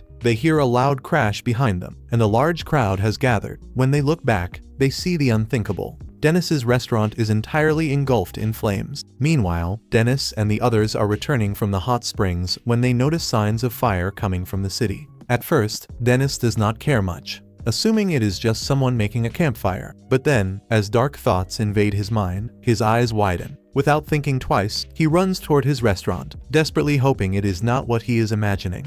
Moments later, Dennis arrives and stands paralyzed, seeing that his restaurant is completely engulfed in flames. The others soon catch up to him and are equally shocked, unable to believe what he is seeing. Dennis remains motionless for nearly a minute, unable to move or react. The gathered citizens see how dangerous the fire is becoming and shout, asking if anyone present can use water magic. Upon hearing this, Dennis and his team prepare to intervene, but before they can act, the two girls catch Dennis's attention, explaining that the two men who attacked are the ones responsible for starting the fire. Vivian looks at the men and immediately recognizes them as members of the Night Mist group. One of them even mocks him, saying that Dennis is always full of himself, so this is exactly what he deserves. The other adds that it was not just them, stating that the Night Mist group, the Silver Wings, and even the Worstad House were part of the attack. Their sole objective is to destroy Dennis in any way possible. And a few minutes later, the fire is finally extinguished. The restaurant is now completely destroyed,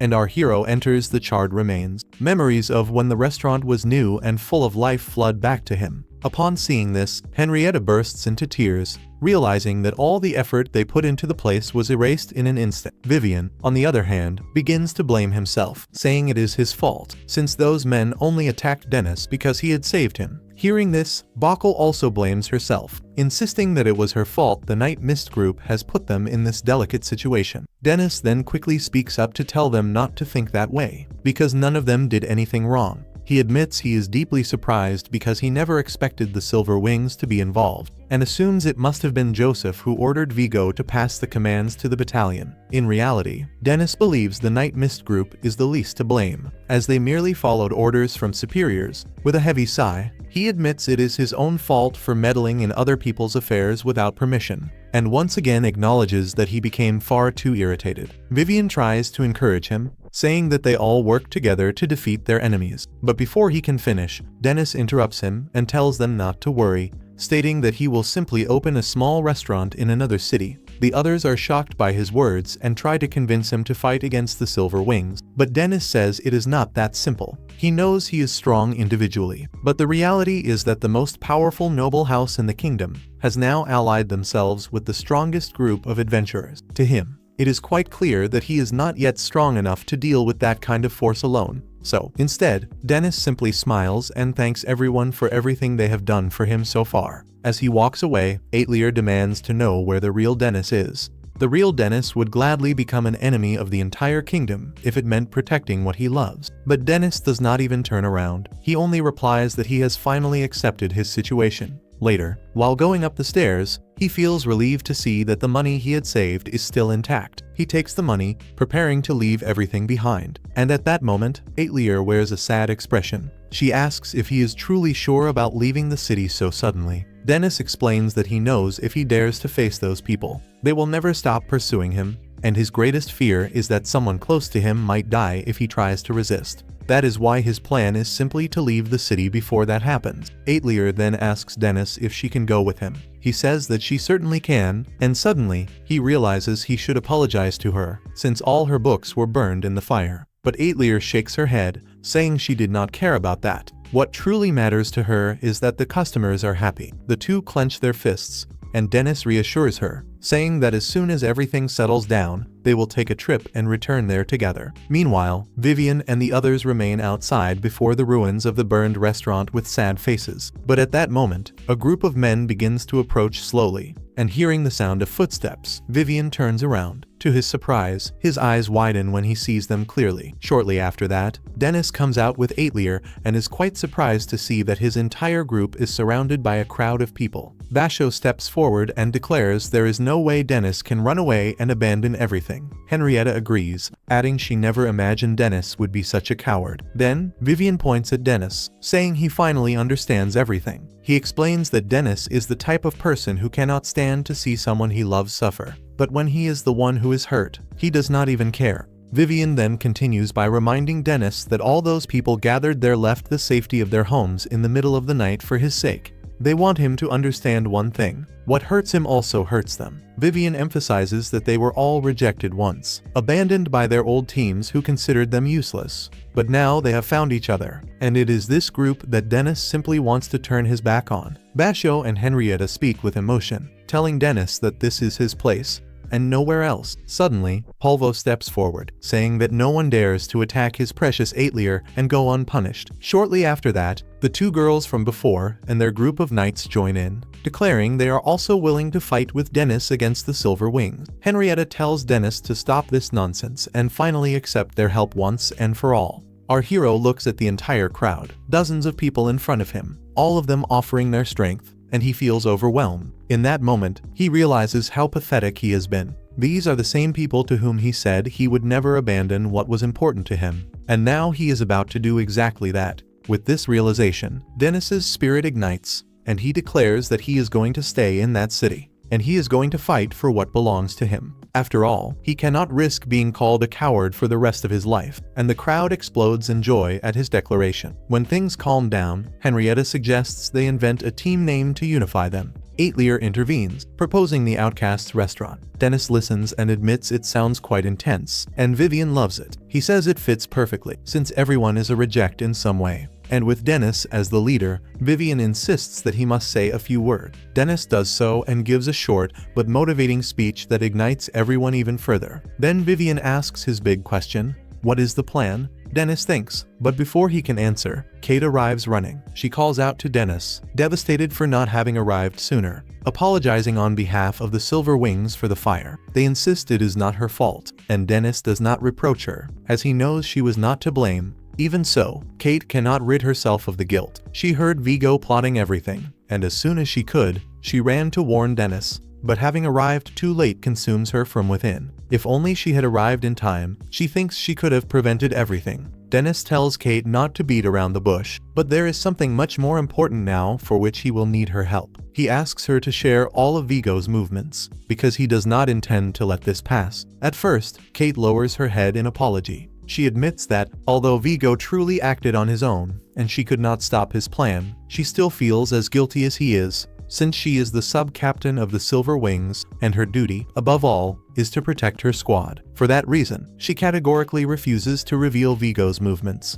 saying that doing so could put the Silver Wings in danger. With those words, she turns and walks away calmly, and Dennis does not argue. Deep down, he knows how difficult it must be for her to deal with Vigo's whims every day. He realizes that asking her to betray her duty was crossing the line, so, instead of insisting, he sincerely apologizes. And when she hears this, Kate stops and then begins to reveal information. However, she does it as if she were talking to herself, without saying it directly to him. The scene then changes to the group traveling in a carriage through the mountain. During the journey, everyone is impressed and wide-mouthed when, out of nowhere, Dennis reveals that Jean Black, the head chef of the Black restaurant, is actually his adoptive mother. As if that were not impressive enough, he further reveals that she is one of the few people Dennis knows who has reached level 100. The others become very quiet and impressed, imagining what Dennis's childhood must have been like, growing up under such a formidable chef. But what shocks them most is how rare that is. In their era,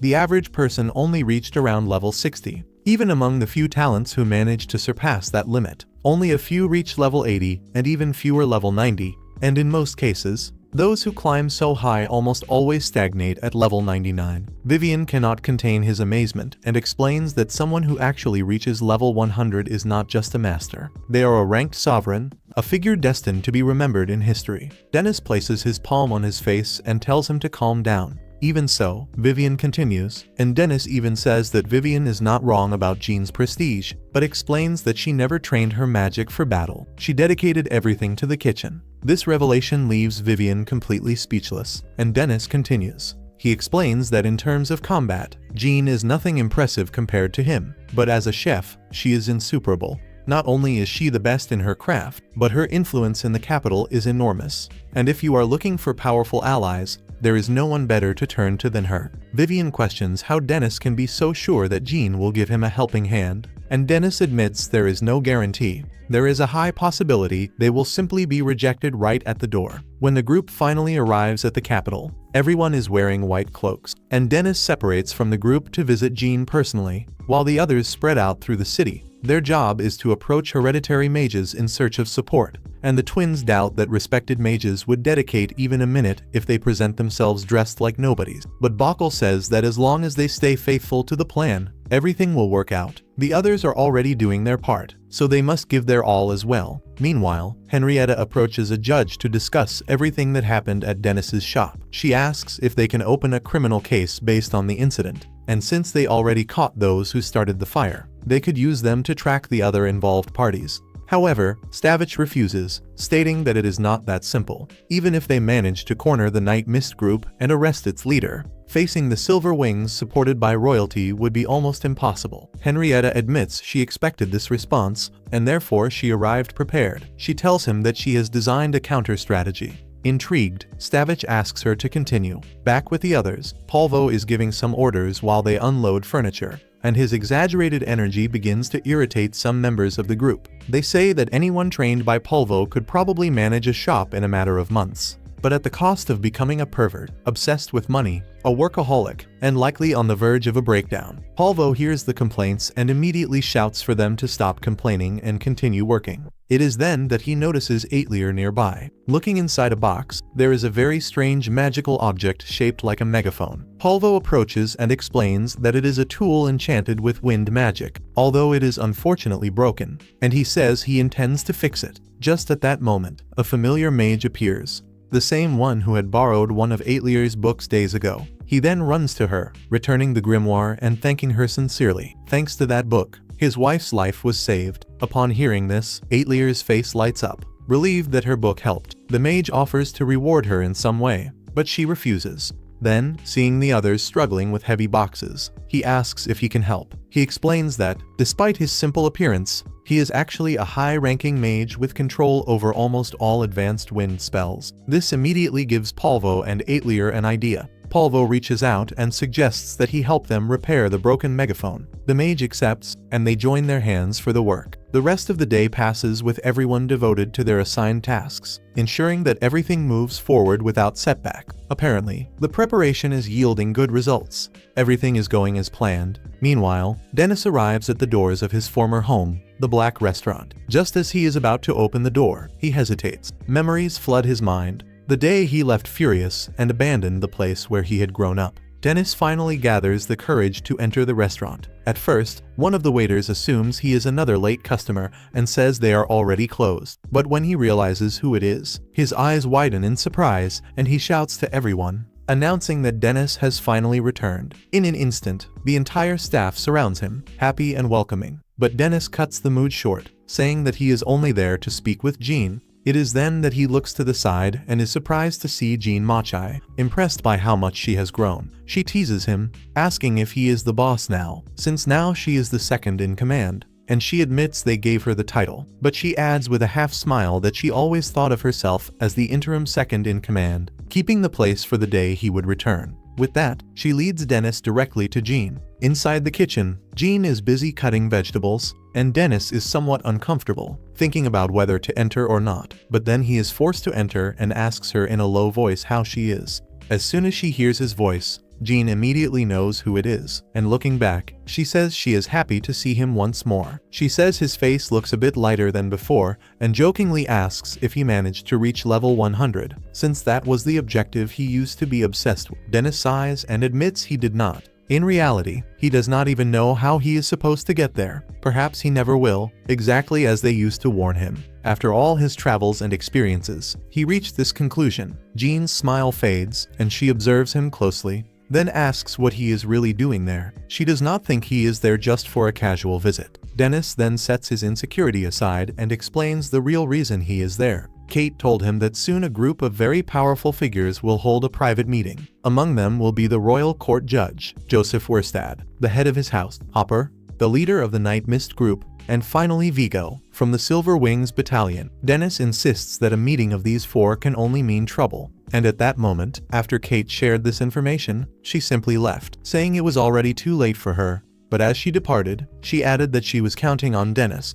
In the present, the head chef continues thinking about these names and admits it will be a quite sinister meeting. And Dennis continues, saying that he does not know their exact objective, but he knows when everyone will be together. This is the moment he plans to attack. Jean asks why he is dragging her into all of this. Dennis simply replies that he needs her help to gather information, since she is the most respected chef in the capital. He believes she is in the best position to discover what is truly going on. Jean crosses her arms and asks what he plans to do once he has that information. She warns him that, as a chef, she does not respect anyone who ruins a meal. Dennis looks into her eyes with determination, admitting he knows it is a low blow, but says he is willing to face the consequences that will follow. Jean admits that everything Dennis is asking is a lot to process. Her adoptive son suddenly returned after years on his own and immediately makes such a bold request. Dennis never would have imagined this, because she always considered him the type who gives up when things get too difficult. Jean knows that Dennis has always been passionate about helping and training others,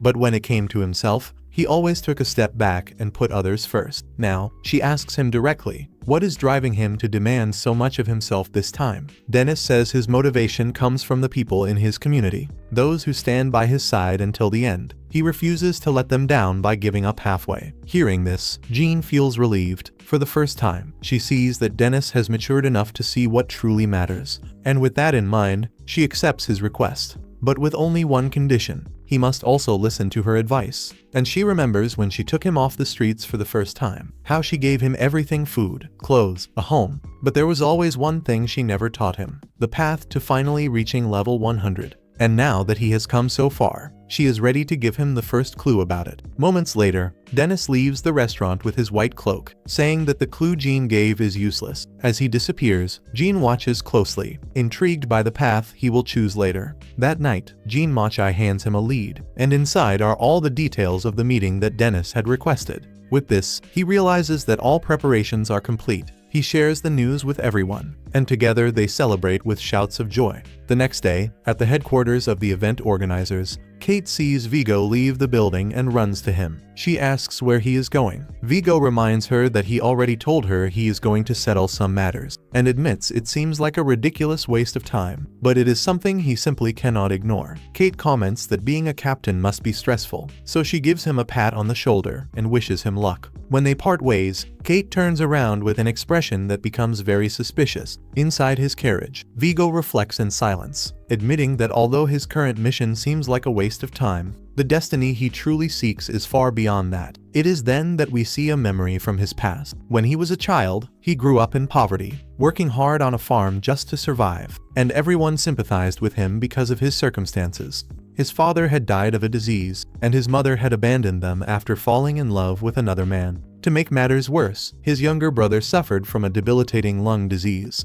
Among those who showed compassion was a noblewoman who always brought food for Vigo and his brother. She, like many others, felt pity for the two of them. So, when the noblewoman walked away, Vigo smiled maliciously at his younger brother, saying he was happy he was there, because thanks to him, he always managed to trick others into acting like philanthropists. One day, after a long day of work on the farm, the brothers were going home when the dog of the nobleman's son began to bark aggressively at Vigo. The strange thing was that the dog completely ignored his younger brother, focusing only on Vigo. The dog's hostile barking infuriated him so much that he finally lost control. And that night, Vigo killed the dog. His brother tried desperately to stop him, but Vigo did not hold back and continued hitting the dog with a hoe, and then turned to his brother, shouting that the dog ate better than they did. The next morning, the nobleman's mage discovered the blood-stained hoe. He then assumed that perhaps the previous night, someone had taken it and killed the dog, and surprisingly, the noblewoman believed her excuse, but the butler was not convinced. He saw blood on Vigo's brother's shirt and grabbed him, accusing him of the crime. Vigo clenched his teeth in frustration. He knew those stains were only there because his brother had embraced the dog's body after they killed it. Unable to let his brother carry the guilt for his own actions, Vigo suddenly kicked a butler in the side and confessed that he was the one who killed the dog. The noblewoman was paralyzed by shock, dropping the sword from her hands, before saying that Vigo would have to pay. Later that night, Vigo's brother was still awake, struggling to breathe between coughing fits. At that moment, Vigo returned home after his punishment. His brother ran to greet him, but when he saw Vigo's body, he realized that something had changed. In Vigo's eyes, there was a hardened, implacable hatred that was not there before. That same night, consumed by rage, Vigo set fire to the noblewoman's mansion, reducing all of her possessions to ashes. Fortunately, everyone managed to evacuate in time. From afar, Vigo watched the flames with pride and declared that now that he had taken everything from them, they would finally be forced to descend from their pedestals, as they were all equal now. Vigo's younger brother could already notice that something inside him had changed. Uneasy, he began to retreat slowly, and Vigo turned to say that they should leave. But when he looked once more, his brother was no longer there. Vigo simply smiled, realizing that his path was one he would have to walk alone. From that day forward, Vigo trained every day with a wooden sword, until the skin of his palms was hard and wounded. Over time, he decided to test his strength by challenging a group of adventurers, and he defeated them easily without even breaking a sweat. Shortly thereafter, Vigo joined the Silver Fang troop. There, he was welcomed by his captain, and at the time his level was 80, which made him the strongest member of the group after Gadius. Impressed, Gadius placed great hopes in him, and Vigo quickly proved his worth by defeating several goblins alone while his companions completed missions. One day, after Vigo finished with a wave of monsters and the troop was resting, Gadius approached him. He asked Vigo to speak in private. Alone, Gadius asked why he always chose to fight by himself. He explained that working with his companions would make things easier, but Vigo replied coldly that there was no point in defeating monsters if it was easy. Hearing this, Gadius realized that Vigo must be aiming for level 100, and he decided to offer some advice. Groups do not exist solely to help one level up. But before he could continue, a massive dragon emerged from a cave. Gadius did not panic, explaining that this particular dragon was shy and would not attack unless provoked. But instead of retreating, Vigo deliberately used a magic-imbued knife to wound the dragon. The injury caused the beast to enter a state of unrestrained fury, and Gadius turned to question Vigo about what he had done. But he was nowhere to be found. When Gadius faced the dragon again, the creature devoured him immediately. The next day at the guild, the troop was devastated, mourning the loss of their captain, who had been murdered by the cave dragon. With Gadius dead, everyone turned to Vigo, the strongest among them, and asked him to become their new leader. Vigo accepted the position with a smile, stating that it would be an honor. However, it was not long before the troop grew weary of Vigo's relentless leadership. One by one, the members left the group, and Vigo began to recruit more capable adventurers in their place, declaring that the era of the Silver Fang troop had ended. He renamed them the Silver Ace Battalion. Back in the present, Vigo's driver announced that they had reached their destination,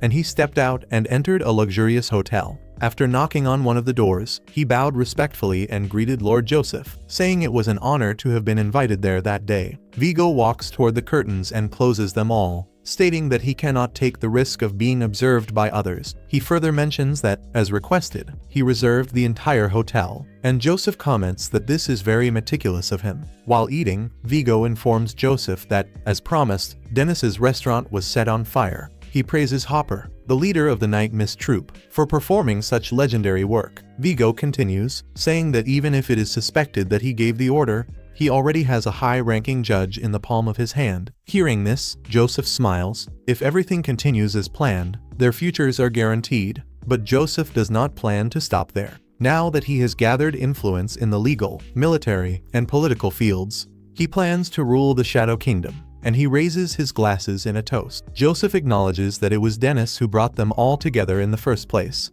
And at that moment, Vivian enters, disguised as a mage, pushing a food cart into the room. Vigo stands up immediately, stating that he was not permitted to enter without authorization. Joseph waves him off, encouraging him to calm down, and Vivian explains that the cook had forgotten to serve the final dish. He lifts the tray lid, revealing a plate of fried rice more appetizing than anyone at that table had ever seen. Everyone except Vigo is surprised. Joseph then begins to eat immediately, devouring the rice in a very barbaric manner, amazed by how delicious it is. Vigo comments that Joseph's table manners are getting out of control. Joseph always believed that fried rice was a peasant dish, but he cannot believe how good it is, and the others taste it and also agree that it is incredible. With enthusiasm, Joseph orders Vivian to bring more dishes along with the chef who prepared it. He wants to hire him as his personal cook. Vigo observes the entire scene, silently judging Joseph. In his eyes, Joseph is a despicable man, someone who never practices magic, only assuming the power stolen from others. The others are no better, and the judge in particular is nothing more than a miserable man who abuses his position to receive bribes and favors. Even so, Vigo smiles to himself. To him, they are nothing more than fools, and when the time comes, he will not hesitate to get rid of them all. Then, in this way, he will rise as a hero who saved everyone from those vulgar criminals. This title will grant him the rank of a noble, and from there, he will be able to found a powerful noble house, respected by all. And one day, he also plans to overthrow the king himself and rule the nation with an iron fist. Only then, in that way, will he be happy. The man is not satisfied with little. He wants everything. Upon taking the first bite of the fried rice, Vigo stops. The flavor is strangely familiar, and in the next moment, his eyes open in surprise as he realizes where he had tasted it before. At that same moment, the chef walks through the door with a paper bag covering his face. He removes it and reveals himself to be Dennis. He looks at the others and declares that he has come to make them pay for burning down his restaurant. In a panic, Joseph orders Vigo to do something, and Vigo unsheathes his sword and demands to know what Dennis's intentions are. I believe they are already quite clear, but to leave no doubt, Dennis declares that he is going to take down every single member of Joseph's gang, including Vigo. Vigo then says that it will be useless to kill high-ranking men. This would only earn Dennis an unthinkable punishment, perhaps even the death penalty. Dennis says he does not care. He is there only to repay evil with evil. This audacity surprises Vigo, as he seems nothing like the Dennis he once knew. Our hero then lets out a heartbreaking cry, and everyone in the room except Vigo falls to their knees, trembling in terror as the cry resonates. Joseph becomes so overwhelmed by fear that he collapses and confesses that he was the one who gave the order to set fire to Dennis's restaurant. Vigo watches in disbelief, wondering why everyone is suddenly terrified of Dennis. Looking closer, he sees Dennis channeling his magic intimidation technique called terrorizing voice. The spell forces his victims to tell the truth and confess their crimes. Vigo even tries to stop him, but it is already too late. Dennis then calls for Vivian, asking if he recorded all the confessions. Vivian confirms that he did, and furious, Vigo charges at them with his sword. But the mage and Vivian jump through the window just in time, running to the edge. Vigo looks down and stays mouth agape. Below, the area is filled with the most powerful and wise renowned mages of the capital, all looking up at him. Dennis smiles at Vigo and declares, "Welcome to the new outdoor adventurers restaurant." Vigo is clearly furious, asking why all the mages of the capital have also gathered there. The mages then step forward and accuse him, saying they heard that he and the judge worked together to burn down Dennis's restaurant, an act that also destroyed the precious treasures they valued so much. They declare that they cannot stand idly by after such a crime. Then Dennis raises his voice, reminding Vigo that the laws of this nation are upheld by its mages and sages. This means that they will be the ones to judge his case, and Stavit takes the lead. After careful deliberation, the mages declare Vigo guilty. They then expose and dismantle his corrupt allies, and Vigo remains enraged and bitter because his plans have collapsed before his very eyes. On the other side, Dennis is mocking him, saying that he deserved all of this.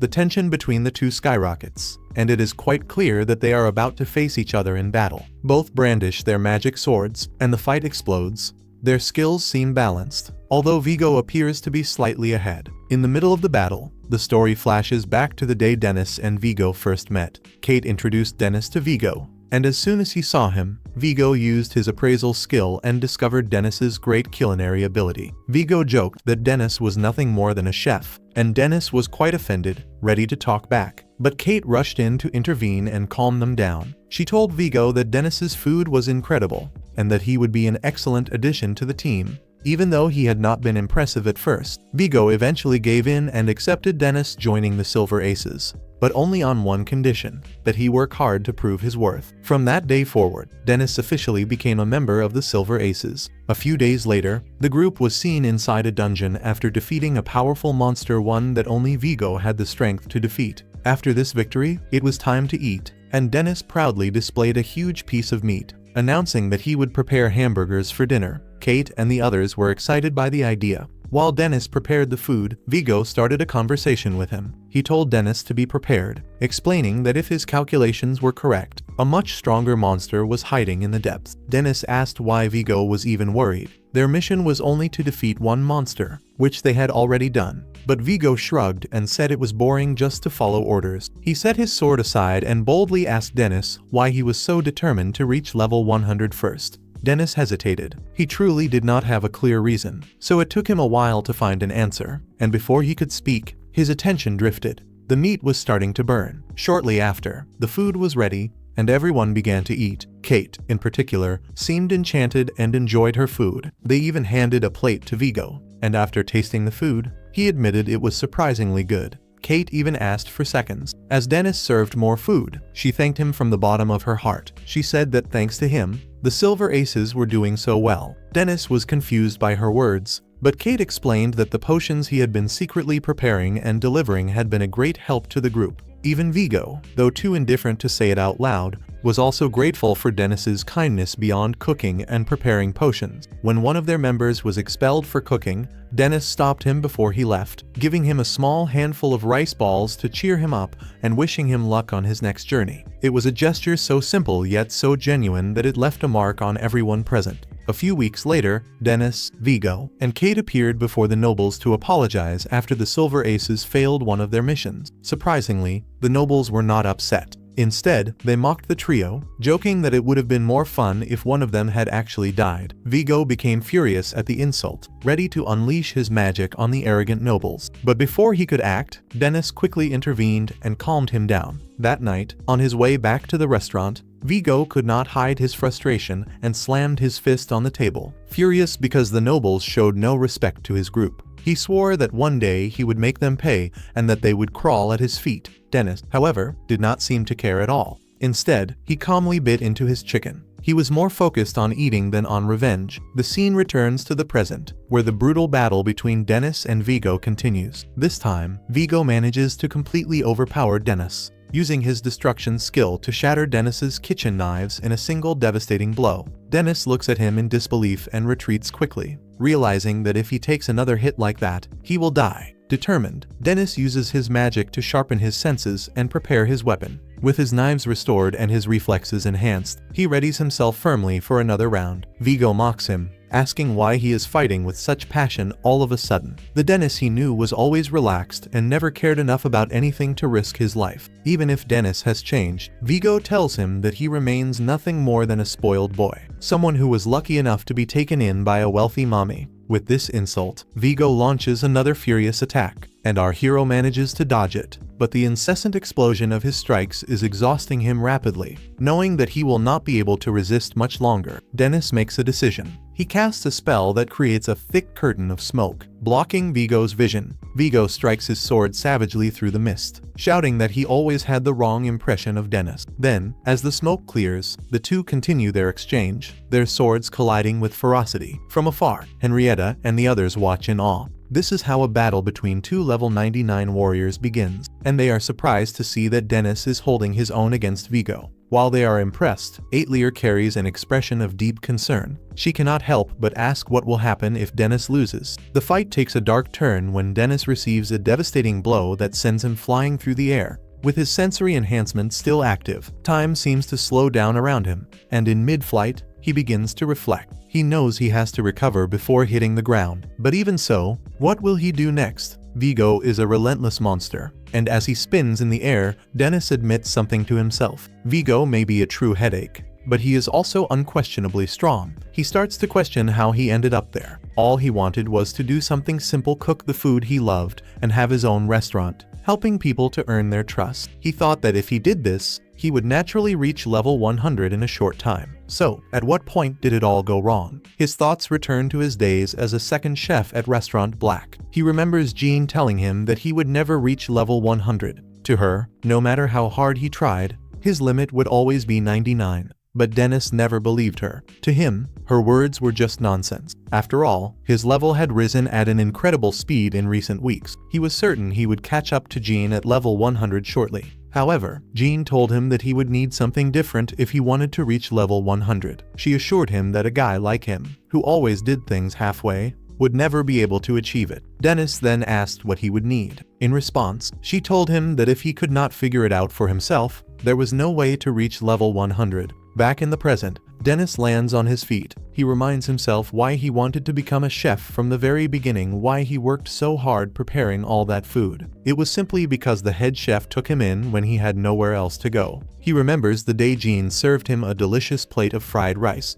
It was the best he had ever tasted in his life. From that moment on, he knew he wanted to create dishes capable of bringing that same joy to others. He realizes that what he has been chasing all this time is that feeling he had when eating that delicious fried rice. It gave him a special warmth. He wanted to be someone who served food filled with great flavor. Instead of being served, he wanted to be the one serving people. In this way, all the people going through hardships and those facing sad situations would be able to smile and be happy. He wanted to give them the strength to overcome the next day. This was the kind of food he wanted to prepare, and that was why he became a chef. After reaching this conclusion, he loses consciousness, but he wakes up immediately when he hears the voices of his companions calling for him. He looks at them and realizes he has put an expression of concern on their faces. He has to fix things, and Kate even shouts to Dennis, telling him not to lose and to kick Vigo's ass. Then Vigo tries to launch a fatal blow at our hero, but he grips his kitchen knives, preparing to act. Before the impact, he remembers his meeting with Jean, where she told him that level 100 is not a place to arrive at. It is not something you aim for or something you transform into.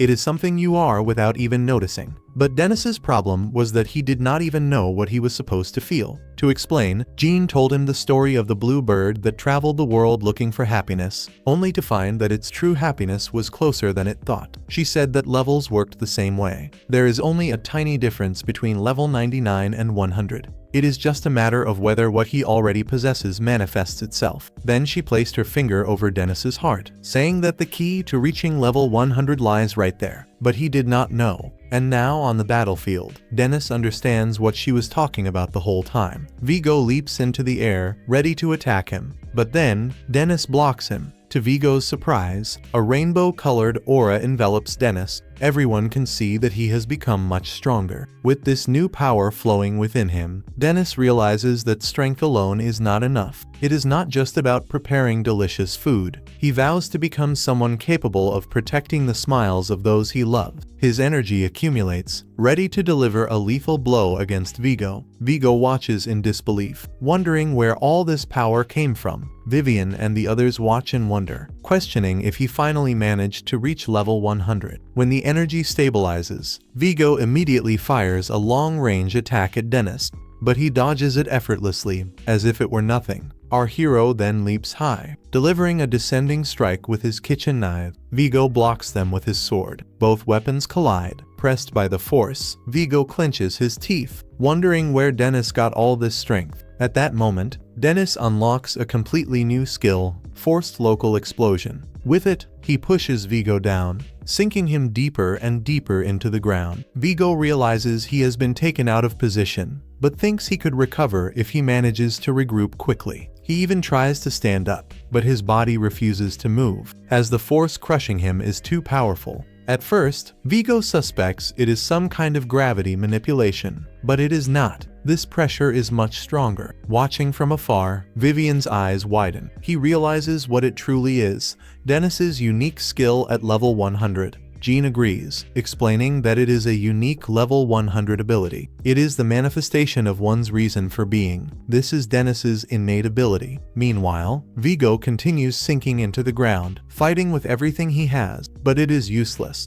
His body is simply not strong enough to withstand Dennis's power. He can hardly believe that such a devastating skill could even exist in this world. Finally, after several moments, Dennis's energy is exhausted and the technique disappears, breathless. He looks up at the crater and sees Vigo lying there, completely defeated. Realizing that victory is his, Dennis lets himself fall onto his back, but his team rushes to catch him. They praise his strength, saying he was incredible during the battle. Dennis admits he is just very tired and that he would die for a plate of fried rice. They promise to make him the best plate of fried rice he has ever tasted in his life. Just at that moment, Aetlier enters the scene, returning the bracelet to Dennis. The two clench their fists firmly, and Jean, watching from afar, smiles with pride. Dennis has finally unlocked his full potential. After things return to normal, Vigo is out of the picture, and Kate officially takes over as the captain of the Silver Aces. She visits Jean's restaurant, where Jean immediately asks what that sudden increase in Dennis's level was all about. As they talk, Jean changes the subject and asks Kate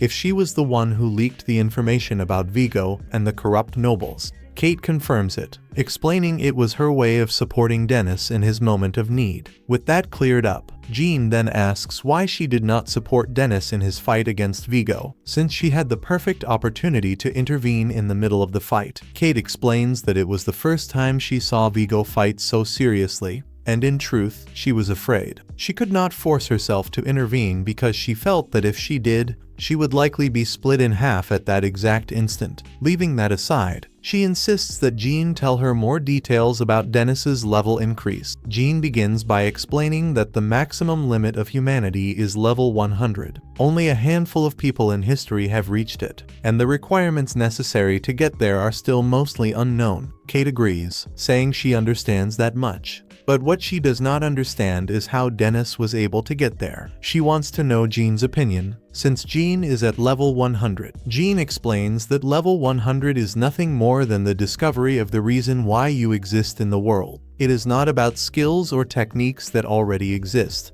but about discovering what only you can do. Kate listens but says she did not understand a single word. Jean adds that the fact that she and Dennis were born in this era and reached level 100 is nothing more than a coincidence. Even so, their paths were different. She wanted to become the best chef in world history, while Dennis wanted to become the strongest chef in history, and that was why he chose to protect the smiles of those around him as his true purpose. With this, he needed an ability that could eliminate any intruder, and that was why he created his unique skill, based on coordinates, forced local expulsion. Kate denies it, saying it makes no sense, and that such an ability is not something designed for a chef, as it has nothing to do with the kitchen. But Dennis just laughs and says it is because he is an idiot and a silly guy. And upon hearing this, Kate bursts into tears of laughter. Jean also laughs, but admits with a smile that there is no other chef like him in the entire world. Meanwhile, the Duke eats while his servant Fiorenza observes him in silence. A few moments later, Fiorenza mentions that both Joseph and Vigo were defeated, asking the Duke if this will cause any problems. He replies calmly that it will not cause any trouble at all, but Fiorenza insists that their conspiracies must have been part of a larger plan. He dismisses the idea, saying it would be foolish to depend on people as useless as them. He considered using Vigo as a pawn if the opportunity arose, but now that Vigo is no longer there, it truly does not matter. Upon hearing this, Fiorenza assumed the Duke never expected Dennis to defeat Vigo, but the Duke turns with a smile, saying he always expected Dennis to win after all. He is his younger brother. Meanwhile, on the way back to the restaurant, Vivian and the others arrive to visit Dennis, and are surprised to see that he is healing much faster than normal. Henrietta explains that Dennis is just that way, and his healing ability is on the same level as a monster's. Aetlier then steps forward, handing Dennis a scroll and calling it her little get-well gift. Dennis opens it and looks at it, but he has no idea what he is seeing. Aetlier explains that it is a set of blueprints to rebuild the burned restaurant, and this immediately catches his attention, leaving him shocked. They further mention that Polvo is already making the preparations and has hired some people from the construction guild. But since he could not start building without a plan, the group decided to take on that job and draw one. Dennis is completely grateful, and when our hero examines the drawing more closely, he sees that the layout looks very different from the previous one. Aetlier explains that since they are rebuilding anyway, they thought it would be better to renovate and redesign the interior, and everyone contributed some ideas to improve it. But the layout is nothing like what Dennis expected. For example, Aetlier suggested an enormous bathroom, and Vivian proposed that the entire front of the new restaurant be made of glass to give it a more modern look. But Dennis responds immediately that he does not need that kind of elegant atmosphere. Henrietta's idea was to place a giant aquarium in the center of the restaurant, as many other high-class establishments do. But Dennis refuses, saying that if he bought an aquarium, He knew Henrietta would end up eating all the fish inside. Atlier's idea is the basement. As Dennis checks the blueprint, she tells him that as soon as the restaurant reopens, it will be a success if he follows her orders and suggestions. This basement facility was made solely to house the employees, and Atlier feels that if they lived there, they could work as much as they wanted or could, but Dennis responds that what she just described is an exploitative workplace, and he says that so far, all these suggestions have been horrible, so Dennis follows none of them. Several weeks then pass. Regarding Vigo and the corrupt officials, they were all arrested by the royal government as soon as their misdeeds were made public. The position of head of the Workstage family remains vacant, but Atlier seems to have no intention of taking on that role. That is why the rest of the magical community is already discussing what the next step should be. Investigators from the royal capital are talking about ways to restore all the magic books that were burned during the fire. But the biggest news is that Dennis's new restaurant has already been rebuilt. For this reason, Vivian took the day off from his group and is already heading there. But of course, it will not just be him. Henrietta, who joined the Knights, is also going, and the same goes for Atlier, who now teaches at a magic school. However, Vivian is quite worried about whether he will ever become the powerful mage he promised others. He thinks there is no point in being upset about it, and that he will just have to wait and see what happens. Meanwhile, in the village, Dennis and Atlier return from the market after doing some shopping. As they walk, Atlier sees a very strange-looking bird. Suddenly, she begins to lose herself in her thoughts, and Dennis calls out to her, pulling her out of her trance. Then, both continue through the market, receiving greetings from nearby merchants, and shortly after, they arrive at their restaurant. Dennis puts up the sign with the name of the place, Outcast's Restaurant. He regrets having accepted that name, but Henrietta and the others insist that the name turned out great. A short time later, they go inside and discover that the interior looks exactly like the old restaurant. Dennis confirms this, stating that he never would have built it according to those strange blueprints they made. Seeing this, Atlier feels a bit upset because she did not get her enormous bathroom. But Dennis simply gives her a pat on the head and asks her to help him with something. Dennis decides to test the kitchen by preparing each of their favorite dishes. As soon as they taste it, everyone finds the food incredibly delicious. Shortly after, Polvo and the twins arrive to celebrate the grand opening. As soon as they arrive, they are greeted with the words, "Welcome to the Outcasts restaurant." And so, we finish our anime. I hope you enjoyed it. This anime is excellent. If you want to see more, comment down below. Do not forget to leave a like and subscribe to the channel. That is it. We are in this together. Thank you, goodbye, and see you in the next video.